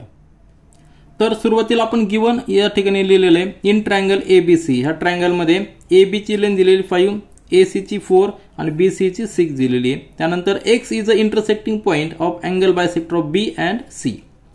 आता आपल्याला फाइंड आउट करायचं आहे एक्स अपॉन एक्स वाय, म्हणजे ए एक्स हा रेशो आणि एक्स वाय हा रेशो फाइंड आउट करायचा आहे. तर आपण या ठिकाणी यूज करणार आहोत अँगल बायसेक्टरचा थेरम. ट्रायंगल कन्सिडर करायचा आहे A B Y triangle consider करा, त्यामध्ये बी एक्स हा अँगल बायसेक्टर आहे. मग आपण रेशो लिहू शकतो A B upon this, A B upon B Y that is equal to A X upon X Y. A B upon B Y is equal to X upon X Y, त्याला reason आहे angle bisector theorem, याला equation number 1. आणि त्याच पद्धतीने A Y B ह्या ट्रायंगलमध्ये C X angle bisector आहे, मग आपण लिहू शकतो A C upon C Y that is equal to A X upon X Y. म्हणजे पुन्हा एकदा A X upon X Y हा रेशो या ठिकाणी देखील आलेला आहे, तोच आपण या ठिकाणी लिहिलेला आहे. तर त्या ठिकाणी सेकंड ट्रायंगलमध्ये रेशो आलेला आहे आपला A C upon C Y is equal to A X upon X Y, झालं इक्वेशन नंबर 2. इक्वेशन नंबर 1 आणि 2 मध्ये राईट साइड इक्वल आहे, म्हणजे लेफ्ट साइड देखील इक्वल पाहिजे, म्हणजे तिन्ही रेशो सगळे इक्वल झालेले. तिन्ही रेशो आपण या ठिकाणी लिहिलेले. तिन्ही रेशोमध्ये आपण काय लिहिलेलं आहे की A B upon B Y that is equal to A C upon C Y, A B upon B Y is equal to A C upon C Y that is equal to A X upon X Y, म्हणजे तिन्ही ratio equal झालेले आहेत. मग आपण equal रेशोच्या property या ठिकाणी use करू शकतो, म्हणजे 2 रेशोच्या जर आपण न्यूमरेटर ऍड केले त्यावेळी आपल्याला डिनोमिनेटर देखील ऍड करावं लागतील, तरी रेशो तोच राहतो. आलं लक्षात. तर मग आपण या ठिकाणी ती प्रॉपर्टी यूज केलेली आहे. काय केलेलं, ह्या दोघांचा न्यूमरेटर ऍड केलेला आहे, A B plus A C divided by denominator मध्ये किती आहे B Y plus C Y, B Y plus C Y. आता B Y plus C Y म्हणजे काय, या ठिकाणी पहा बी वाय कुठे आणि सी वाय कुठे. तर बी वाय ही सेगमेंट आहे आणि सी वाय एवढी सेगमेंट आहे, म्हणजे दोघांची जर ऍडिशन केली तर आपल्याला बीसी मिळणार आहे. आपल्याला बीसीची लेंथ दिलेली तीच आपण या ठिकाणी पुट करूया. तर ह्या रेशोमध्ये आपण काय केलेलं आहे, ए बी ची व्हॅल्यू पुट केलेली आहे 5, नंतर ए सी ची व्हॅल्यू 4 आणि एक्स वाय म्हणजे दोघांची ऍडिशन आलेली बी वाय प्लस सी वाय, बरोबर आहे ना. बी वाय प्लस सी वाय म्हणजे बीसी, तर बीसी पुट केलेला आपण 6, म्हणजे x upon X Y ratio किती आलेला आहे 9/6 म्हणजे रिड्यूस केल्यानंतर 3/2. आपला आन्सर किती आलेला आहे X upon X Y is equal to 3/2. म्हणजे आपण या ठिकाणी काय केलेलं आहे अँगल बायसेक्टर थेरम यूज केलेला आहे आणि सगळ्यात महत्त्व म्हणजे प्रॉपर्टी ऑफ इक्वल रेशो हे देखील आपण या ठिकाणी यूज केलेली आहे. म्हणजे आपल्याला डायरेक्ट आन्सर मिळालेलं आहे. आता प्रॉब्लेम सेट 1 मधील क्वेश्चन नंबर 11 पहा. अतिशय सोपा क्वेश्चन आहे. या ठिकाणी आपण फक्त एक टेस्ट यूज करणार आहोत. इन क्वाड्रिलॅटरल ABCD ह्या क्वाड्रिलॅटरमध्ये segment AD is parallel to segment BC. Diagonal AC हा diagonal AC and diagonal BD intersect each other at point P. Then show that AP म्हणजे हा AP upon PD ह्या दोघांचा ratio that is equal to PC upon PB. मग आता हे चारही segment दोन ट्रायंगल मध्ये येणार आहेत. ट्रायंगल कुठला कन्सिडर करावा लागणार आपल्याला APD हा ट्रायंगल कन्सिडर करायचा आणि दुसरा ट्रायंगल BPC. हे दोन ट्रायंगल जर आपण सिमिलर दाखवले तर आपण काय सांगू शकतो की सिमिलर ट्रायंगल जर असतील तर त्यांच्या करस्पॉन्डिंग साइड्स ह्या प्रोपोर्शनल मध्ये असतात. आलं लक्षात. तर आपल्याला फक्त काय करायचं दोन ट्रायंगल सिमिलर दाखवायचे आणि मग त्यानंतर प्रॉपर्टी यूज करू शकतो आपण सिमिलर ट्रायंगलच्या करस्पॉन्डिंग साइड्स प्रोपोर्शनल मध्ये असतात आणि आपल्याला रेशो डायरेक्ट येऊ शकतो या ठिकाणी. तर आपण लिहूया. तर सुरुवातीला आपण गिवन या ठिकाणी लिहिलेलं आहे क्वाड्रिलॅटरल ABCD मध्ये segment AD parallel segment BC. AD parallel to BC. Diagonal AC आणि BD intersect at point P. आणि आपल्याला शो करायचं आहे AP upon PD is equal to PC upon BP. तर या ठिकाणी दोन ट्रायंगल आपल्याला कन्सिडर करायचे आहेत. दोन ट्रायंगल म्हणजे कुठले ट्रायंगल APD आणि CPB. दिस APD आणि CPB दोन ट्रायंगल आपल्याला सिमिलर दाखवायचे. त्यासाठी आपल्याला अँगल टेस्टचा यूज करायचा आहे. तर हा अँगल आणि हा अँगल हे व्हर्टिकली अपोजिट अँगल आहेत. म्हणजेच angle APD is congruent to angle CPB. APD is similar to congruent to CPB. एक अँगल आपण दाखवलेला आहे. त्याच्यानंतर AD is parallel to BC आहे आणि जर आपण AC ट्रान्सफॉर्सर पकडली तर हा अँगल जो आहे हा अँगल आणि हा अँगल हे अल्टरनेट अँगल झालेले आहेत. पॅरलल लाईन आणि एक ट्रान्सव्हर्सल. अल्टरनेट अँगल्स नेहमी इक्वल असतात आणि तेच आपण या ठिकाणी लिहिलेलं आहे. काय लिहिलेलं आहे AD parallel BC. Consider AC as a transversal. Therefore angle DAP जो आपण या ठिकाणी आता दाखवला आहे DAP is congruent to angle BCP. याला रिझन काय अल्टरनेट अँगल्स आर इक्वल. मग फ्रॉम इक्वेशन 1 आणि 2 जर दोन ट्रायंगलचे कॉन्ग्रुएंट असतील करस्पॉन्डिंग. आता करस्पॉन्डिंग अँगल आहेत बरोबर आहे की नाही. तर त्यावेळी ते दोन्ही ट्रायंगल सिमिलर असतात. म्हणजेच APD is similar to CPB. या ठिकाणी P अँगल हा बघा P अँगल आणि P अँगल व्हर्टिकली अपोजिट आहेत.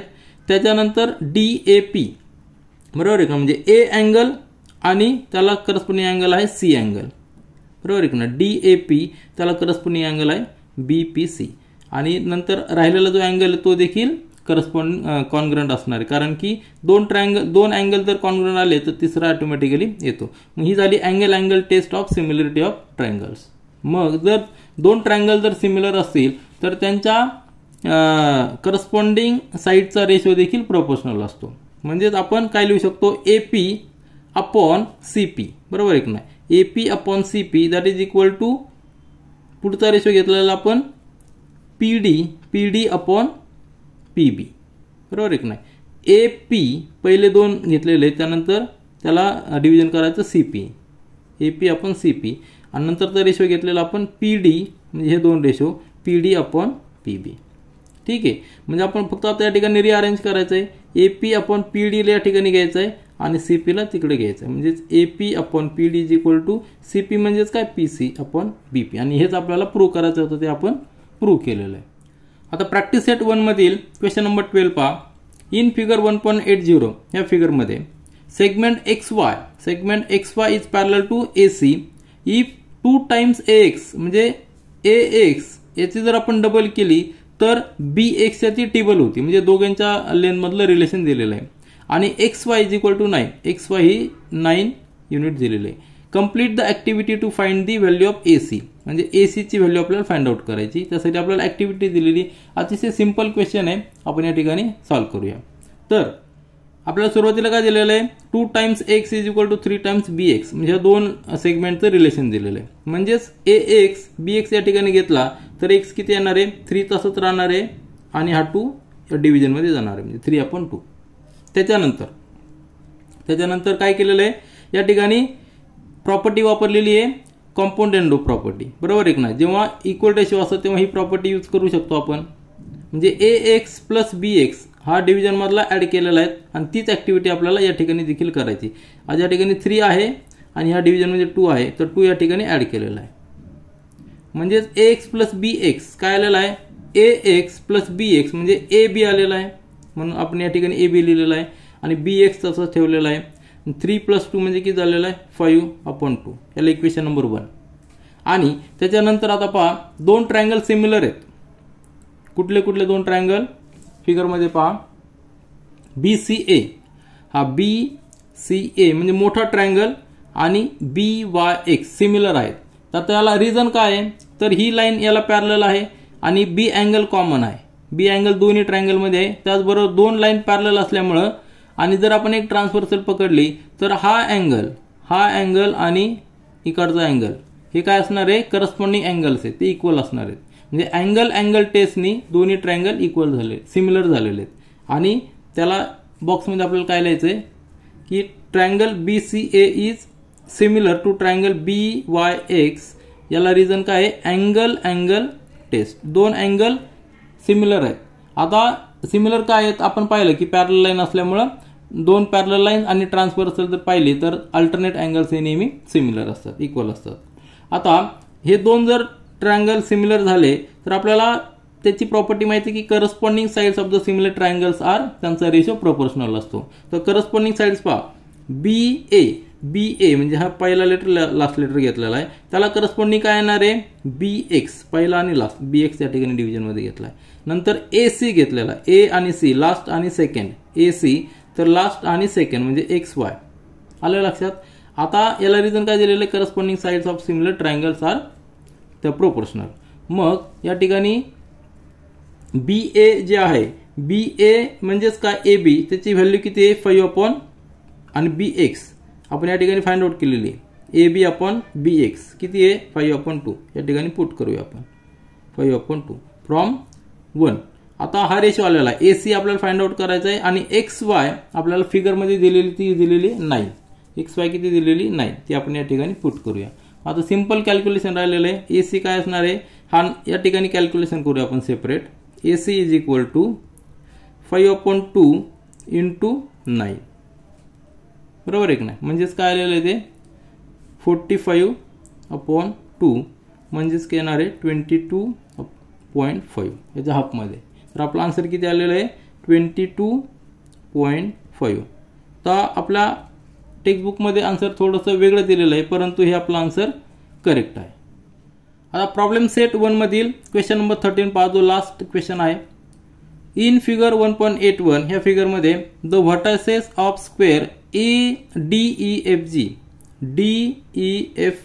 हा स्क्वेअर आहे आणि सगळे व्हर्टायसेस कुठे आहेत, vertices are on the sides of triangle ABC. म्हणजे ABC चे जे साइड आहेत त्यावर हे सगळे व्हर्टायसेस म्हणजे GFED हे सगळे या ट्रायंगलच्या साइड्सवर आहेत. अँगल A इज 90 डिग्री, हा 90 डिग्री दिलेला आहे. Then prove that DE square, हा DE याचा square is equal to BD into EC. आपल्याला प्रूव्ह करायचं आहे आणि हिंट पण दिलेली त्यांनी. Show that triangle GBD is similar to triangle EFC.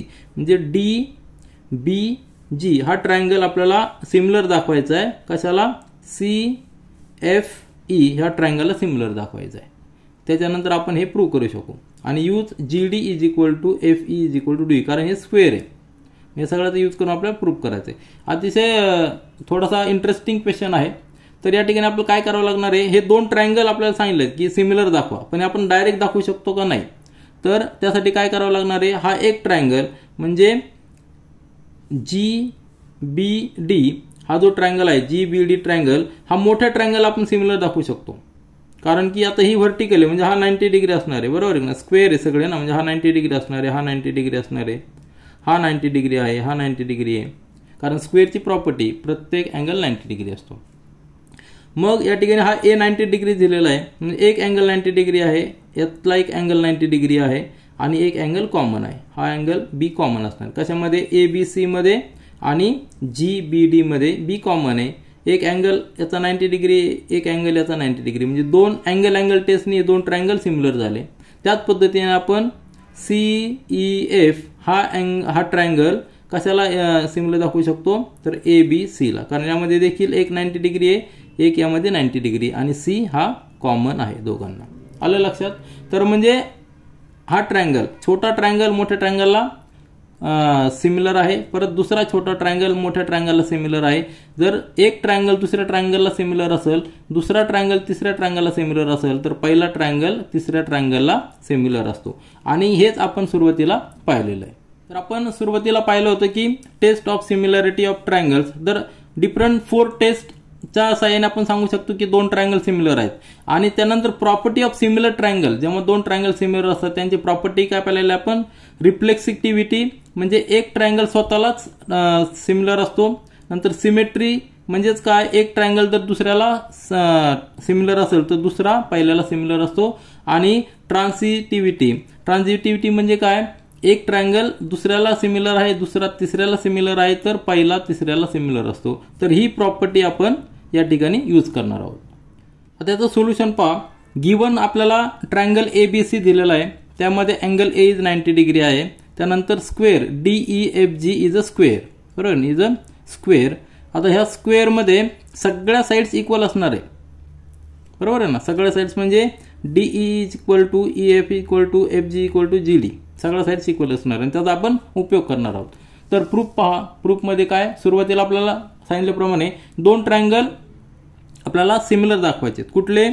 BDG किंवा GBD हा ट्रायंगल आपल्याला सिमिलर दाखवायचा आहे, तो CFE, बरोबर आहे की नाही? CFE याला सिमिलर दाखवायचा आहे. मग तो आपण डायरेक्ट दाखवू शकत नाही, तर सुरुवातीला मोठ्या ट्रायंगलला दोन्ही सिमिलर दाखवायचे, म्हणजे ते ऑटोमॅटिक सिमिलर होतं. त्यावेळी आपण त्या प्रॉपर्टी यूज करणार आहोत. ती प्रॉपर्टी म्हणजे प्रॉपर्टी ऑफ सिमिलर ट्रायंगल जी आहे ती ट्रान्झिटिव्हिटी, त्या ठिकाणी यूज करणार आहोत. तर सुरुवातीला पहा, consider triangle GBD and CBA. GBD triangle, GBD आणि मोठा ट्रायंगल CBA. हे काय घेतलेलं आहे? तर आपण 1-to-1 करस्पॉन्डन्स साठी मी हा सिक्वेन्स घेतलेला आहे. का? तर याच्यामध्ये A 90 डिग्री आहे, या ठिकाणी D 90 डिग्री, बरोबर आहे की नाही? तर D ला करस्पॉन्डन्स A यायला पाहिजे. त्याच्यानंतर B कॉमन आहे, या ठिकाणी B कॉमन आहे म्हणून B ला B यायला पाहिजे आणि राहिलेला व्हर्टेक्स या ठिकाणी CBA. याच्यामध्ये पहा, angle GBD is congruent to CBA, त्याला रिझन आहे कॉमन अँगल. हा जो B अँगल आहे हा दोन्ही ट्रायंगलमध्ये आहे. ट्रायंगल कुठले तुमच्या लक्षात आले असतील ना? दोन ट्रायंगल जर पाहिजे असेल तर या ठिकाणी मी रफमध्ये काढतो दोन ट्रायंगल. फक्त कुठला ट्रायंगल आपल्याला पाहिजे आहे? GBD, बरोबर आहे की नाही? तर GBD ट्रायंगल हा येणार आहे, हा सिंपल ट्रायंगल आहे GBD, बरोबर आहे का? हा B, हा D आणि हा G. आणि त्यानंतर B,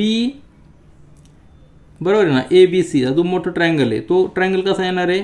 तो ट्रायंगल असा येणार आहे, ठीक आहे? तो ट्रायंगल असा येणार आहे. हा ट्रायंगल B कॉमन असणार आहे, या ठिकाणी C आहे, या ठिकाणी A.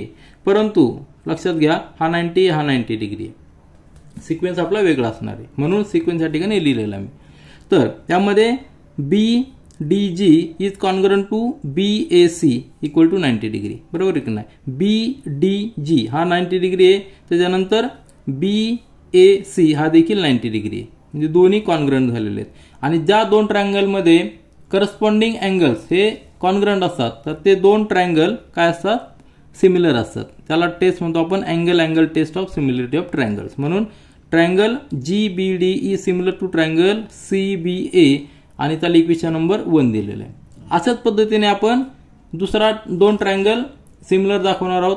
तो ट्रायंगल म्हणजे CFE is similar to triangle, जो मोठा ट्रायंगल आपण दाखवला होता आता, तो CBA ला आपण सिमिलर दाखवणार. त्यामध्ये हा E अँगल आणि A अँगल 90 डिग्री आहेत आणि हा C अँगल दोन्ही ट्रायंगलमध्ये कॉमन आहे, तेच आपण या ठिकाणी लिहिलेलं आहे. तर कन्सिडर ट्रायंगल CBA आणि ट्रायंगल CFE, याच्यामध्ये angle BCA is congruent to FCE, त्याला रिझन आहे कॉमन अँगल.